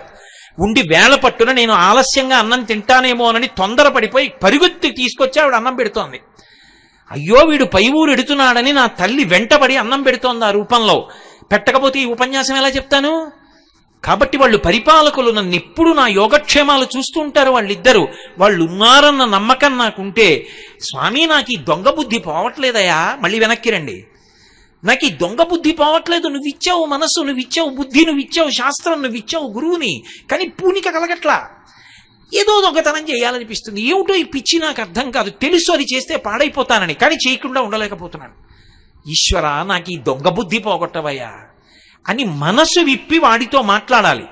అలా మాట్లాడితే మీ బలహీనతని వాడికి చెప్తే శరణాగతి చేశారంటారు. అది శరణాగతి. నయ్యితి నయ్యితి నయ్యితి అన్న సాధనా మార్గం ఎక్కడికి వెడుతుందో శరణాగతి మార్గం అక్కడికే వెడుతుంది. అందుకే శరణాగతి అంత తేలిక కాదు. ఈశ్వరుడితో బలహీనత చెప్తారు, చెప్తే శరణాగతి అవుతుంది.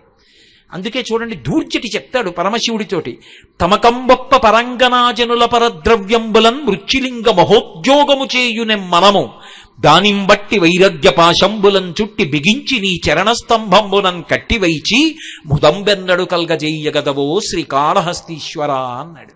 దొంగతనం మీదే మాట్లాడాడు. ఈశ్వర, నా మనసు ఒక పెద్ద దొంగ, నువ్వు పరిపాలకుడవు. ఇందాక ఓ మాట అన్నాను కదా, ఆయన దొంగ అన్నాను కదూ. ఆయన దొంగ అని ఎందుకన్నానంటే తెలియకుండా ఉపకారం చేస్తున్నాడు కదూ. ఇన్ని ఉపకారాలు చేస్తున్న వాడిని చూడాలనిపించదండి? ఎవడో జీవితంలో ఏమండి మీకు పాపం రైల్లో పెడితే అలిసిపోతారని విమానం టికెట్ పంపించారండి, దీని మీద ఎవరు పంపించారండి అంటే, ఎవరో బెంగళూరులో ఫలానా ఆయన్ని రైల్లో రావద్దని చెప్పండి, విమానంలో రమ్మనండి అని టికెట్ పంపించారండి అన్నారనుకోండి, నేను బెంగళూరు రాగానే ఏమంటాను? ఎవరండి అంత ప్రేమగా నాకు ఆ టికెట్ పంపించారు, ఎవరండి ఆయన? ఈయనేనండి అంటే పరమ ప్రేమతో, అయ్యా ఎంత ప్రేమ మీకు నా మీద అని అంటానా? అన్నా. ఒక్క ఉపకారానికి ఆయన్ని చూస్తే నేను అంత సంతోషపడిపోతే, ఇన్ని ఉపకారాలు నిరంతరం చేస్తున్న భగవంతుడు కనపడకుండా ఉంటే దొంగలా, కనపడాలని నేను కోరుకుని పరిగెడితే తప్పుందా? వాడు ఎక్కడ దొరుకుతాడు? ఇక్కడ దొరకడు. పైన ఎక్కడ దొరుకుతాడు? ఇక పారిపోవడానికి అవకాశం లేకపోతే దొరుకుతాడు. నేను పరిగెడితే వాడు కనపడకుండా పరిగెడితే పరిగెత్తి ఎక్కడికెళ్ళి దాక్కోవాలి? ఏది కనపడితే అందులో దూరిపోతాడు. కాబట్టి ఆయన ఏం చేశాడు? గర్భాలయంలోకి దూరిపోయాడు. గర్భాలయానికి వెనక తలుపు ఉండదు. నేను వచ్చేసాను. ఇప్పుడు ఆయన ఎక్కడికి పోతాడు? అలా నిల్చున్నాడు. ఇప్పుడు నేనన్నాను, దొంగ, ఇన్ని ఉపకారాలు చేసి చూడాలనుకుంటే ఇక్కడ దొరికావా నాకు? గులు తిరిగిన దొంగ గూగూగు, వాడు గుడిలోనే దాగేనే గూగూగు. అది అన్నమయ్య అంటే ఎంత హర్షం! అబ్బా, ఇన్ని ఉపకారాలు చేస్తున్నవాడు ఇదిగో ఇక్కడ దొరికాడు. వీడు కనపడ్డం, జీర్ణం చేస్తున్నాడు, ఊపిరి తీయిస్తున్నాడు, శక్తినిస్తున్నాడు, మాట్లాడిస్తున్నాడు, కవిత్వం చేయిస్తున్నాడు, బిడ్డల్నిచ్చాడు, ఉద్యోగం ఇచ్చాడు, డబ్బు ఇచ్చాడు. కనపడడే? ఇన్నాళ్ళకి కనపడ్డావయ్యా. ఎంత ఆనంద పారవస్యంతో కన్నుల వెంట నీళ్లు కారిపోతాయి. తస్కరాణం పతయే నమో నమో అంది యజుర్వేదం. అందుకే అటువంటి పరమేశ్వరుడిని ఎదురుగుండా ఉండగా వాడికి చెప్పు నీ మనసుని సంస్కరించమని. అందుకు చెప్పాడు ధూర్జటి, తమకంబొప్ప పరంగనాజనుల పరద్రవ్యంబులన్ మృత్యులింగ మహోద్యోగము చేయునెమ్మనము. మహోద్యోగం చేస్తోంది. ఎంత గొప్ప పని చేస్తోందో తెలుసా? నువ్వు ఇచ్చిన మనసు 2 దొంగతనాలు చేస్తుంటుంది. తమకంబొప్ప పరాంగనాజనుల పరద్రవ్యంబులన్, నా భార్య యందు నా కామ ఉంటే దోషం కాదు, పరకాంత కనపడితే నా కామము వారి యందు ప్రవర్తిస్తోంది. ఎంత తప్పు పని చేస్తోంది? దొంగ బుద్ధే కాదా? కాబట్టి దొంగ బుద్ధి నా మనసుది.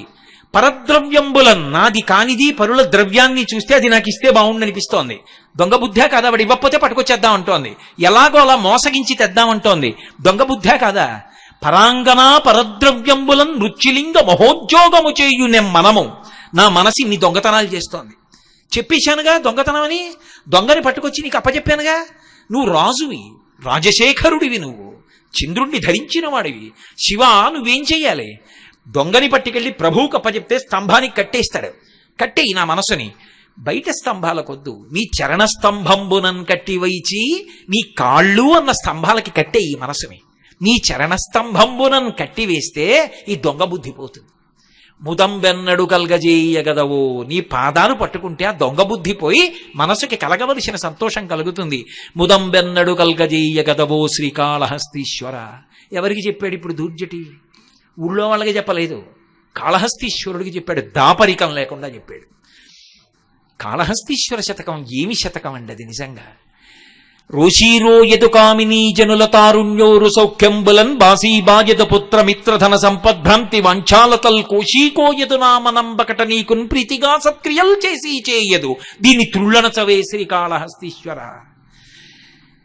కాసేపు మంచి బుద్ధి పొందినట్టుగా ఉంటుంది.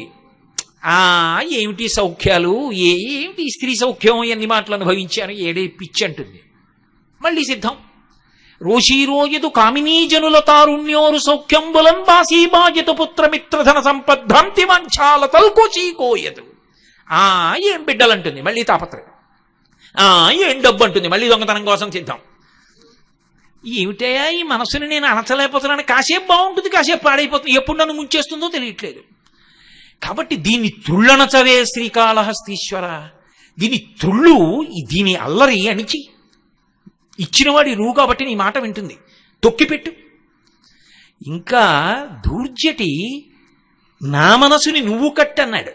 అసలు శంకరాచార్యులు వారు శివానందలహరిలో చేసిన శ్లోకం పరమాద్భుతం. మా గురువుగారు అస్తమానం నాతో చెప్పుకు మురిసిపోతూ ఉంటారు.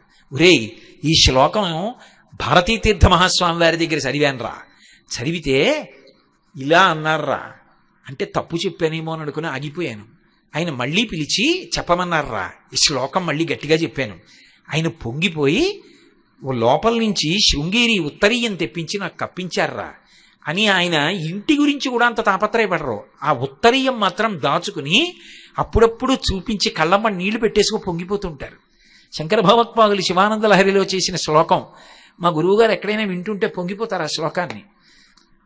అందులో శంకరులు అంటారు, ఇది ఈ మనసు మాట వినదు. సదా మోహాటవ్యాం చరతి యువతీనాం కుచగిరౌ నటత్యాశా శాఖా స్వటతి ఝడితి స్వైరమభిత కపాలిన్ విక్షో మే హృదయ కపిమత్యంత చపలం దృఢం భక్త్యా భద్వా శివభవదధీనం కురు విభో అంటారు. ఇది దొంగ, మాట వినదు. దొంగ అన్నాడు దూర్జటి. ఇది కోతి, మాట వినదు. కోతి అలా పడుకుంది అనుకోండి అల్లరి చేయకుండా, ఆ కోతికి ఒంట్లో బాగోలేదండి అంటాం. కోతి అంటే తిరుగుతుంటేనే బాగుంటుంది. మనసు ఉల్లాసంగా తిరగాలి, కానీ ఎలా తిరగాలి? భగవంతుడిని పట్టుకు తిరగాలి. కానీ ఇది ఎక్కడ తిరుగుతోంది? దొంగతనాల కోసం తిరుగుతోంది, అక్కర్లేని డబ్బు అక్కర్లేని పరస్త్రీ వ్యామోహంతో తిరుగుతోంది. కాబట్టి ఏం చేస్తావో తెలుసా? నువ్వు ఎలాగో ఆది భిక్షువి, నీకు పక్కన ఓ కోతి కూడా ఉంటే బాగా భిక్షం వేస్తారు. శంకర, నా మనసున కోతిని తాడు, భక్తి అన్న తాడు వేసి నువ్వు కట్టేసుకుని చేత్తో పట్టుకుపో. ఎంత గొప్పగా మాట్లాడారు. మన మనసు మనమే పరమేశ్వరుడికి అర్పించి శరణాగతి చేస్తే ఇంకేం గెలిచేసినట్టే. అలా దాన్ని నియంత్రించలేక కదా పాడైపోతున్నాం. అందుకని శివ నువ్వు పట్టుకుపో అన్నారు శంకరాచార్యులు గారు. అది శరణాగతి అంటే. అందుకే శరణాగతి సిద్ధాంతం ఎక్కడ చెప్పినా పట్టాభిషేకం. రుక్మిణీదేవి అంతటిది ఆ శరణాగతి చేసే కృష్ణ పరమాత్మని పిలిపించుకుంది. శరణాగతికి ఉన్న గొప్పతనం ఏమిటంటే అది ఉత్తరక్షణ ఫలితాన్ని ఇస్తుంటుంది. అది దానికి ఇంకా ఆలస్యం ఉండదు. నిజంగా త్రికరణ శుద్ధిగా శరణాగతి చేస్తే వెంటనే పలుకుతుంది. అందుకే రామకృష్ణ పరమహంస ఈ శరణాగతి గురించి చెప్తూ ఓ మాట అంటారు. వెనకటికి లక్ష్మీదేవితో కలిసి ఆయన హంసతూలికా తల్పం మీద ఉన్నాడు. చటుక్కున దూకి వెళ్ళిపోతున్నాడు. లక్ష్మీదేవి గబగబా వచ్చింది, ఎందుకు అలా పరిగెడుతున్నారంది. నా భక్తుడు ఏటి ఒడ్డును నడుస్తుంటే అక్కడ ఉన్న పిల్లలు కొంతమంది పెద్దలు కలిసి ఆయన్ని రాళ్లు పెట్టి కొడుతున్నారు, ఆయన నన్ను తలుచుకుంటున్నాడు, రక్షించడానికి పరిగెడుతున్నాను అన్నాడు. అన్నవాడు వెనక్కి వచ్చేసాడు. అదేం వచ్చేసారండి, ఆయన ఓ రాయేశాడండి. ఆయన ఓ రాయేస్తే నేనెందుకు? నన్ను తలుచుకుని అన్ని ఉపాయములు విడిచిపెట్టి వాడు నన్ను రక్షిస్తాడని నిలబడితే నేను వెళ్ళి జోక్యం చేసుకుంటా. శరణాగతి అంటే అది గజేంద్రుడు చేసింది. ఆయన అన్నీ విడిచిపెట్టేశాడు. లావొక్కింతయు లేదు ధైర్యము విలోలంబయ్య ప్రాణంబులా ఠావుల్ దప్పెను మూర్ఛవచ్చ తనుబుండశ్చన్ శ్రమంబయ్యడి నీవే తప్ప ఇతప్పరం బెరుగ మన్నింపందగుందీను నిన్ రావే ఈశ్వర కావవే వరద సంరక్షింపు భద్రాత్మక అన్నాడు. శరణాగతి చేస్తే ఎక్కడి నుంచి రావాలో పోతన గారికి కూడా తెలియలే. స్వేచ్ఛానువాదం. రామచంద్రమూర్తి వచ్చి పూర్తి చేశారు. అలవైకుంఠపురంబులో నగరిలో ఆమూల సౌధంబుదాపల మందారవనాంతరమృతధర ప్రాతిందు కాంతోపలోత్పల పర్యంకరమా వినోదియగువాపన్న ప్రసన్నుండు విహ్వల నాగేంద్రము పాహీ పాహీయన కుయ్యాళించి సౌరంభియ్యని పరిగెత్తుకొచ్చాడు. కాబట్టి శరణాగతి అనేటటువంటిది ఉత్తర క్షణంలో ఈశ్వరుడు జోక్యం చేసుకుంటాడు. ఇప్పుడు మన బలహీనత ఆయనకి చెప్పినప్పుడు, ఈశ్వర దొంగతనం చేయకుండా ఉండలేకపోతున్నాను కాబట్టి మీరే జోక్యం చేసుకుని నా బుద్ధిలో మార్పు తెండి అంటే ఆయన జోక్యం చేసుకుని మనసుని సంస్కరిస్తాడు. ఇది శరణాగతి. నువ్వు సాధన చేతనైనా గెలువు. శాస్త్రమును గురువుని ఆధారం చేసుకుని చేత కానప్పుడు శరణాగతి అన్నా చెయ్యి. రెండూ వదిలిపెడితే నీ జీవుణ్ణి నువ్వు మోసం చేసుకుంటున్నావు, కోట్ల జన్మలు పాడైపోతావు. అస్తేయం. అందుకే దొంగ బుద్ధి విడిచిపెట్టు. ఈ దొంగ బుద్ధి విడిచిపెట్టు అన్న సిద్ధాంతం పక్కవాడి సొమ్ము ఎత్తుకురావడం వరకే అని మీరు అనుకుంటే పొరపాటు. ఇది ఎక్కడ వరకు విస్తరించేస్తుందంటే ఓసారి పట్టుకోవడం నేర్చుకున్నారనుకోండి, ఇది ఎక్కడ పూర్తయిపోతుందో తెలుసా? ఇది సనాతన ధర్మంలో గొప్పతనం. ఇది భగవంతుడి దగ్గర పూర్తవుతుంది. ఓ ప్రశ్న వస్తుంది అప్పుడు, అసలు ఈ ప్రపంచాన్నంతటినీ సృష్టించిన వాడెవరు? వాడు. ఈ శరీరాన్ని సృష్టించిన వాడెవరు? వాడు. దీంట్లో ఆకలేస్తోందని చెప్పిన వాడెవరు? వాడు. దీనికి ఆకలేస్తే కాస్త ఓ యాపిల్ పండు ఇచ్చిన వాడెవరు? వాడు. యాపిల్ పండు లోపల పడేస్తే జీర్ణం చేసిన వాడెవరు? వాడు. పిప్పి మిగిలిపోతే సంవరణీకండరములు సడలిపోయేటట్టు చేసి బయటికి వెళ్ళిపోయేటట్టు చేసిన వాడెవరు? వాడు. అంత ప్రేమించిన భార్య, కడుపున పుట్టిన కొడుకు పట్టుకోరు పిప్పిని, మళ్ళీ భూమి రూపంలో పట్టుకుంటున్న వాడెవరు? వాడు. అన్నీ వాడు అయినప్పుడు నాదేముంది? అంతా వాడు అయినప్పుడు వాడికి చెప్పకుండా నేనేం చేస్తాను? అలా చేస్తే దొంగతనం కదా. అన్నీ వాడి అయినప్పుడు వాడికి చెప్పి చెయ్యాలి. అది రామకృష్ణ పరమహంస ఒక అద్భుతమైన ఆఖ్యానం చెప్తుండేవారు. వెనకటికి ఒక గొప్ప ఐశ్వర్యవంతుడు ఒక గొప్ప భవంతిని ఒక దాన్ని పిలిచి ఒక పేద వ్యక్తికి ఇచ్చాడు. ఏమయ్యా, నువ్వు ఇందులో ఉంటుండు, ఏదో 10 రూపాయలు 20 రూపాయలు వెయ్యి చాలు బ్యాంకులో అన్నాడు. ఏడాది అయిపోయాక ఆయన వస్తున్నాడు. అయ్యా, మీరు ఎంత ఉదార చిత్తులండి, అంత పెద్ద భవంతిని ఆ పేద బ్రాహ్మణుడికి ఇచ్చారట, ఆయన ఎంత సంతోషంగా ఉంటున్నాడో అన్నారు. ఆయన వచ్చి సంతోషంగా అన్నాడు, 10 రూపాయలు కూడా ఇవ్వద్దు, 5 రూపాయలు ఇయ్యి. ఎందుకని? ఆయన అంత సంతోషంగా ఇప్పుడు ఆ భవంతిలో ఉన్నాడు. 5 రూపాయలు కట్టవయా చాలు, పిల్లలు పెద్దవాళ్ళు అవుతున్నారుగా, చదువులకు వచ్చారు, 5 కట్టు చాలు అన్నాడు. ఆ పై ఏడాది మళ్ళీ వచ్చాడు. ఏమండి, మీ భవంతిని అమ్మేశారటగా ఆయనకి, ఇప్పుడు అది ఆయనది కాదు నాది అంటున్నాడండి ఆయన. ఇచ్చేశారటగా, ఏం అమ్మేశారు అలాగా అన్నారు. ఇప్పుడు ఆయన వచ్చి అన్నాడు, నువ్వు వెంటనే ఖాళీ చేసేయండి. ఏమిటి తేడా? ఆయనది అని అందులో ఉంటే 5 రూపాయలకే ఇచ్చాడు, ఆయనదైన దానిని నాది అంటే ఖాళీ చేయించాడు. అది ఆయనది అని బ్రతకడం ప్రసాదం, అది నాది అని బ్రతకడం దొంగతనం. నీది కాదు. యావదావర్తతే చక్రం యావతీచ వసుంధర తావత్వమిహ సర్వత్వం స్వామిత్వం అనువర్తయ. భరతవాక్యం పలికారండి అంటారు. రామాయణంలో పట్టాభిషేకంలో భరతుడు చెప్పాడు ఈ శ్లోకాన్ని. యావదావర్తతే చక్రం, ఎంత కాలము కాలచక్రము తిరుగుతుందో, ఎంత కాలము ఈ భూమి తిరుగుతుందో అంతకాలము దీనికి స్వామి ఎవరు అంటే భగవంతుడు. స్వం అంటే అన్నీ ఆయనవి. అన్నీ ఆయనవైతే నేనెలా యజమాని అయ్యాను? ఈ పంచ నాదెందుకైంది, లాల్చీ నాదెందుకైంది అంటే ఆయనదైన పంచ ఒకటి తెచ్చి నాకు ఇచ్చి, ఈ పంచ నేను కట్టుకుని మురిసిపోతుంటే నా మురిపాన్ని చూసి తాను మురిసిపోతున్నాడు తప్ప పంచ నాది కాదు. నా పంచాని నేను మురిసిపోయేటట్టుగా నా సంతోషం కోసం ఆయన ఒక కొత్త పంచ కట్టుకుని ఉపన్యాసానికి వెళ్ళానని నేను సంతోషించాలని, నేను ఒక చింకి పంచ కట్టుకోకూడదని, నాకు ఎవరి ద్వారానో కొత్త పంచ తెచ్చి పరమేశ్వరుడే ఆ రూపంలో నాకు ఇచ్చాడు. ఇచ్చి నేను ఈ కొత్త పంచ కట్టుకుని సంతోషపడిపోతుంటే నా సంతోషాన్ని చూసి ఆయన సంతోషిస్తున్నాడు. ఇది ఎలా ఉంటుందంటే, అమ్మతో కలిసి చిన్న పిల్లవాడు ఏదో దుకాణానికి వెళ్ళాడు. అమ్మ అరటిపండమ్మా, అమ్మ అరటిపండమ్మా, అమ్మ అరటిపండమ్మా అన్నాడు పిల్లాడు. అమ్మ ఓ 6 డజన్ అరటిపళ్ళు కొంది. 6 అరటిపళ్ళు కొనుక్కుని ఇంటికి వచ్చింది. వాడు వచ్చిన దగ్గర నుంచి అమ్మ అరటిపండు పెట్టమ్మా, అమ్మ అరటిపండు పెట్టమ్మా అన్నాడు. కొంచెం నొక్కి చూసి ముగ్గిన అరటిపండు తీసి తొక్క ఒలిచి చేతిలో పెట్టి తినరా అంది. వాడు నోట్లో పెట్టుకోబోయి తినకముందు అమ్మ దగ్గరికి పరిగెత్తుకొచ్చి, అమ్మ అమ్మ నువ్వు చిన్న మొక్క కొరికమ్మా అన్నాడు. వద్దులేరా, అరటిపండు అన్నావుగా తిను అంది అమ్మ. అమ్మ నువ్వు ఒక్క ముక్క కొరుక్కో అమ్మా, అప్పుడు నేను తింటానమ్మా అన్నాడు. అమ్మ ముక్క కొరుక్కుంది. మా అమ్మ మంచి అమ్మ అని ఇప్పుడు వాడు తిన్నాడు.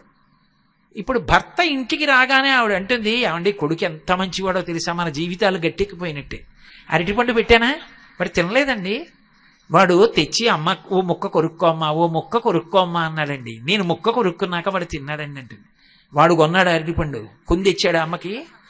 అమ్మ కొని కొడుక్కి అరటిపండు ఇస్తే వాడు తినకుండా ముందు అమ్మకి పెట్టి తింటే అమ్మంతా మురిసిపోతే, ఇన్నింటిని సృష్టించిన పరమాత్మ మనకిచ్చి స్వామి నువ్వు ఇచ్చావని మనం తింటే వాడెంత మురిసిపోతాడు. అది ప్రసాద బుద్ధి, అది లేకపోతే దొంగ బుద్ధి. ఈ బుద్ధితో బతకరా అని చెప్పడానికే మన పెద్దవాళ్ళు కొంతమందికి ప్రసాదు అని పేరెట్టారు. మీరు చూడండి, వరప్రసాదు, ఏదో దుర్గాప్రసాదు, ఈశ్వర ప్రసాదు, అంబికా ప్రసాదు. ఈ ప్రసాద్ ఏమిటి? ప్రసాదం. జీవితము ప్రసాదము కావాలి. పులిహార ఈ గదిలోంచి ఆ గదిలోకి పట్టుకెళ్ళాను అనుకోండి, ఏమిటవుతుంది? ఏమీ అవదు. పులిహార ఈ గదిలోంచి ఆ గదిలోకి వెళ్ళింది, ఆ గదిలోంచి ఈ గదిలోకి తెచ్చి మీకు పెట్టాను అనుకోండి, చెంచాతో తింటారు. ఈ పులిహార పూజ గదిలోకి పట్టుకెళ్ళి బయటికి పట్టుకొచ్చాను అనుకోండి, చేతులు కడుక్కుని కాళ్ళు కడుక్కుని వచ్చి కళ్ళకద్దుకుని నోట్లో వేసుకుంటారు. పూజ గదిలోకి ఎడితే ప్రసాదమైంది, పక్క గదిలోకి ఎడితే భోజ్యమైంది. నువ్వు ఏది చేస్తున్నా ఈశ్వరుడికి చెప్పి చేస్తే దొంగ బుద్ధి వదిలి నీ జీవితము ప్రసాదం అయిపోయింది.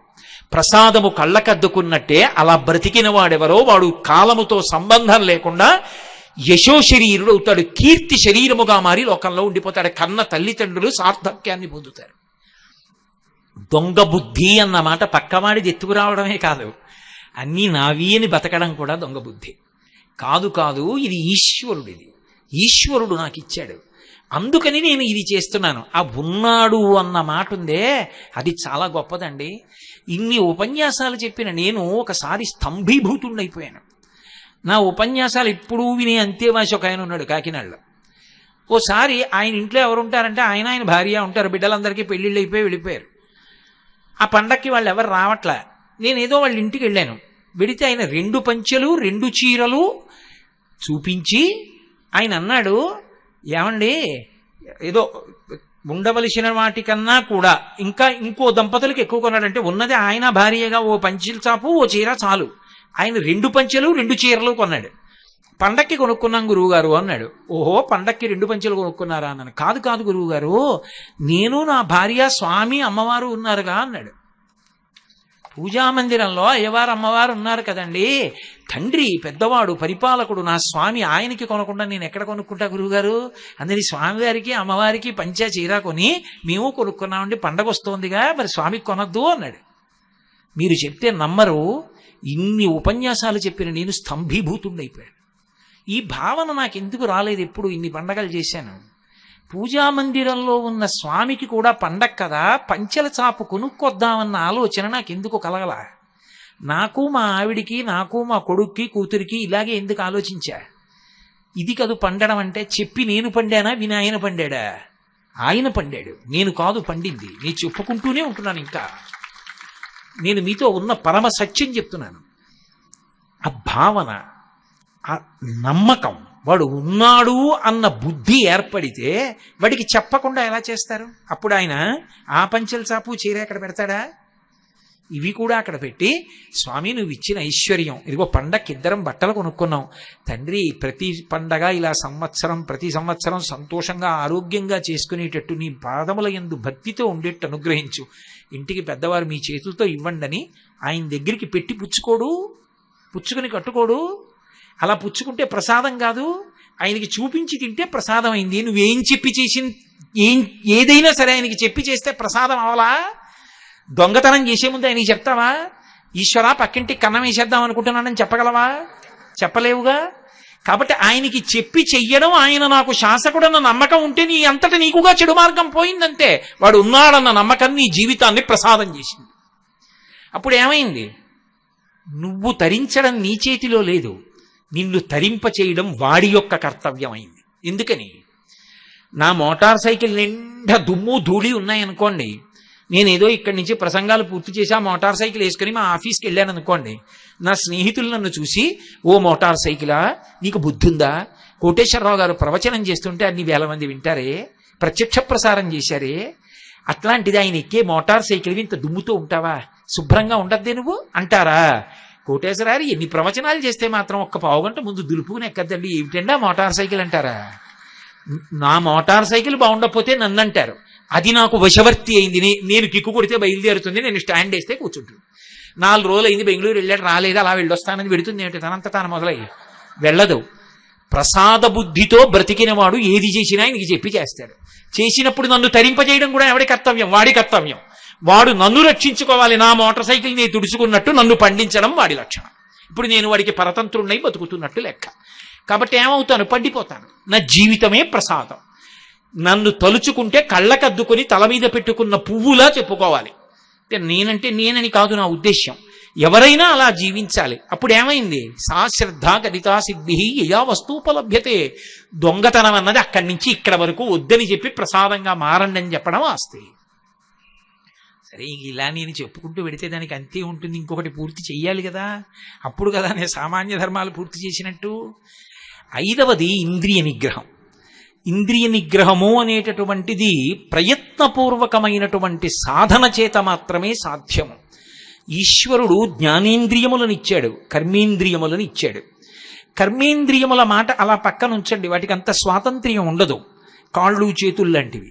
జ్ఞానేంద్రియములతోనే చాలా ఇబ్బంది. కన్ను, ముక్కు, చెవి, నాలుక, చర్మము, ఈ ఐదింటిని జ్ఞానేంద్రియములు అంటారు. ఈ జ్ఞానేంద్రియముల వలన మాత్రమే సమస్త సుఖములు సమస్త దుఃఖములు ఉంటాయి.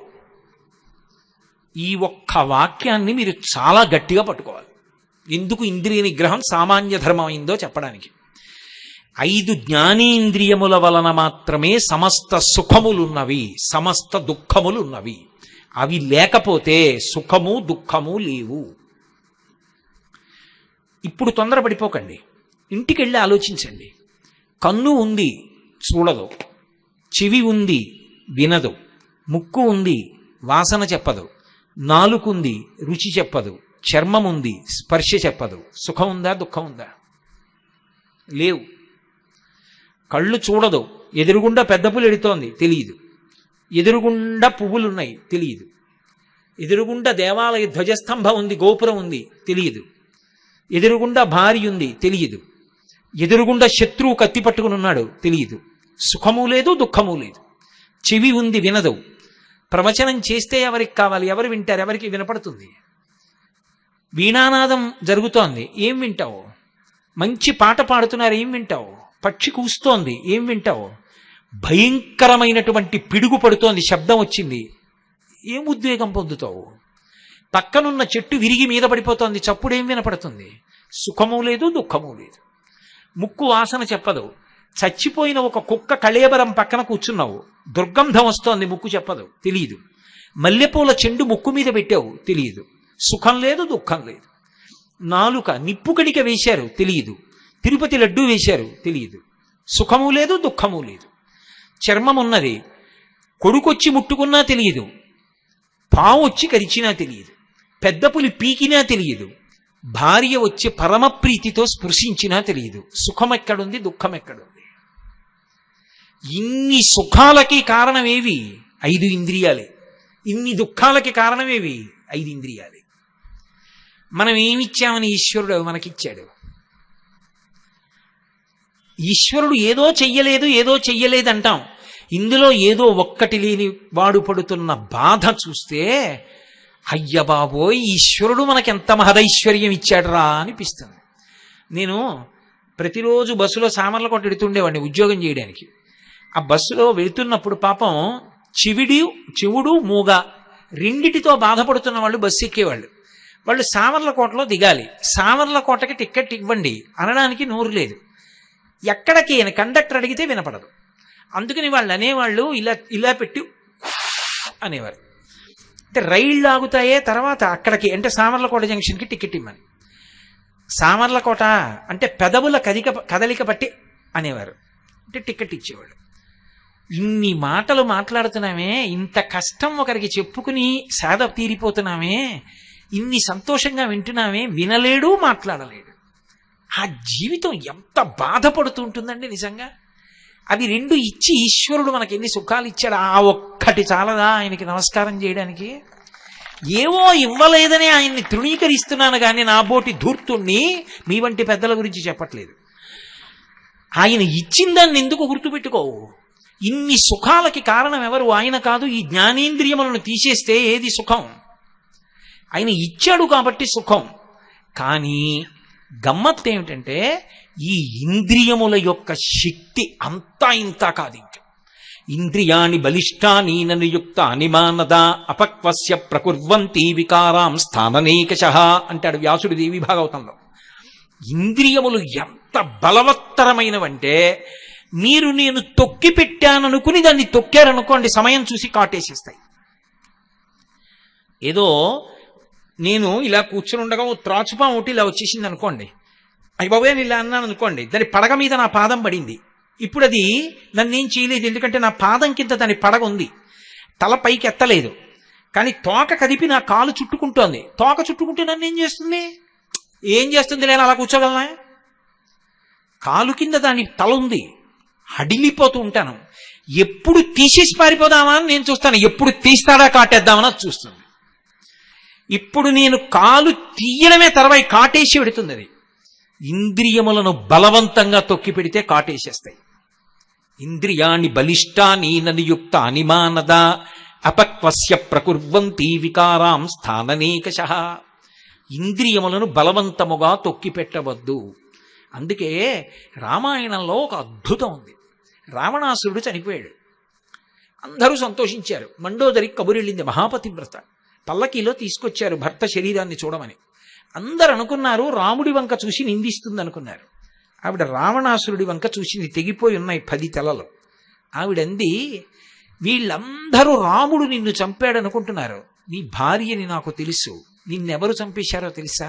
నీ ఇంద్రియములు చంపేశాయి అని ఆవిడంది. ఇంద్రియాణి పురాజిత్వా, నువ్వు ఒకప్పుడు తపస్సన్న పేరు అడ్డుపెట్టి ఇంద్రియములను తొక్కి పెట్టావు. స్మరద్భిరివ తద్వైరం, ఆ ఇంద్రియములు ఆ వైరాన్ని దృష్టిలో పెట్టుకున్నాయి. ఒకప్పుడు మమ్మల్ని తొక్కి పెట్టాడు పావును తొక్కినట్టు. అవకాశం చూసేయి. ఒక్కసారి లోపల నుంచి పైకి లేచి బుసలు కొట్టేయి. సీతమ్మ యందు అనురక్తుడవయ్యావు, మహాపతివ్రత యందు చచ్చిపోయావు. నిన్ను రాముడు చంపలేదు, నీ ఇంద్రియములు చంపేశాయి. అందుకే పోతన గారు భాగవతంలో అంటారు, లోకములన్నీయున్ గెలిచినాడవు ఇంద్రియానీకము చిత్తమున్ గెలువనేరవు నిన్ను నిబద్ధు చేయు భీషణ శత్రులాన్వుర ప్రభిన్నుల చేసిన ప్రాణికోటిలో నీకు విరోధి లేడొకడు నిర్పున చూడుము ధనవీశ్వర అంటారు. ఇంద్రియములను ఎవడు గెలుస్తాడో వాడు మహానుభావుడు. కానీ ఇంద్రియములను గెలవడం అనేటటువంటి మాట అంత తేలికైన మాట కాదు. ఇంద్రియములను గెలవడం అంటే ఏమిటో తెలుసా? కన్ను చూడకూడనిది చూసినా మనసు వికారమును పొందకుండుట. చూడకూడనిది ఒకటి నా కంటికి కనపడింది అనుకోండి, నా మనసు ఏ వికారం పొందలేదనుకోండి, అలాగే ఉంది. అప్పుడు ఇంద్రియాల్ని గెలిచాడు అంటారు. అది వికారం పొందుతుందేమోనని నేను చూడడం మానేశాను అనుకోండి, శమదమాదులు అంటారు. ఇది కొంచెం జాగ్రత్తగా పట్టుకోవాలి. శంకరాచార్యులు వారు అందరికీ పనికొచ్చే ప్రార్థన ఇచ్చారు, షట్పదీ స్తోత్రం అని. అందులో అంటారు, అవినయమపనయ విష్ణోః దమయ మనః శమయ విషయ మృగతృష్ణాం భూత దయాం విస్తారయతారయ సంసార సాగరతః. సామాన్య ధర్మాలతో మొదలెట్టారు ప్రార్థన. శమము దమము, బాహ్యేంద్రియ నిగ్రహము, అంతరింద్రియ నిగ్రహము. ఇంద్రియాలతో చూడకూడనివి చూడకుండా జాగ్రత్త చేసి మనసు కదిలిపోకుండా రక్షించుకోవడం. ఇంద్రియాలతో చూడకూడనివి చూసినా, తినకూడనివి తిన్నా, వినకూడనివి విన్నా మనసు కదలకుండా అలాగే ఉండగలగడం. ఈ రెండు అనుసంధానం. ప్రధానం ఏది అంటే మనస్సే. ఇక్కడ మీరు ఒక విషయం గమనించాలి. నేను ఒక మాట చెప్తే మీరు తేలిగ్గా పట్టుకుంటారు. నాకు కంట్లో నలుసు పడింది, కన్ను గరగరలాడుతోంది. డాక్టర్ గారి దగ్గరికి వెళ్ళాను. ఆయన కంట్లో ఏవో 2 బిందువులు వేసి ఔషధీ సంబంధమైనవి. ఆయన అన్నాడు, ఏమంటే ఇవాళ ఏం పుస్తకాలు చదవడం కానీ, ఆఫీస్కి వెళ్ళడం కానీ, ఫైళ్లు చూడడం కానీ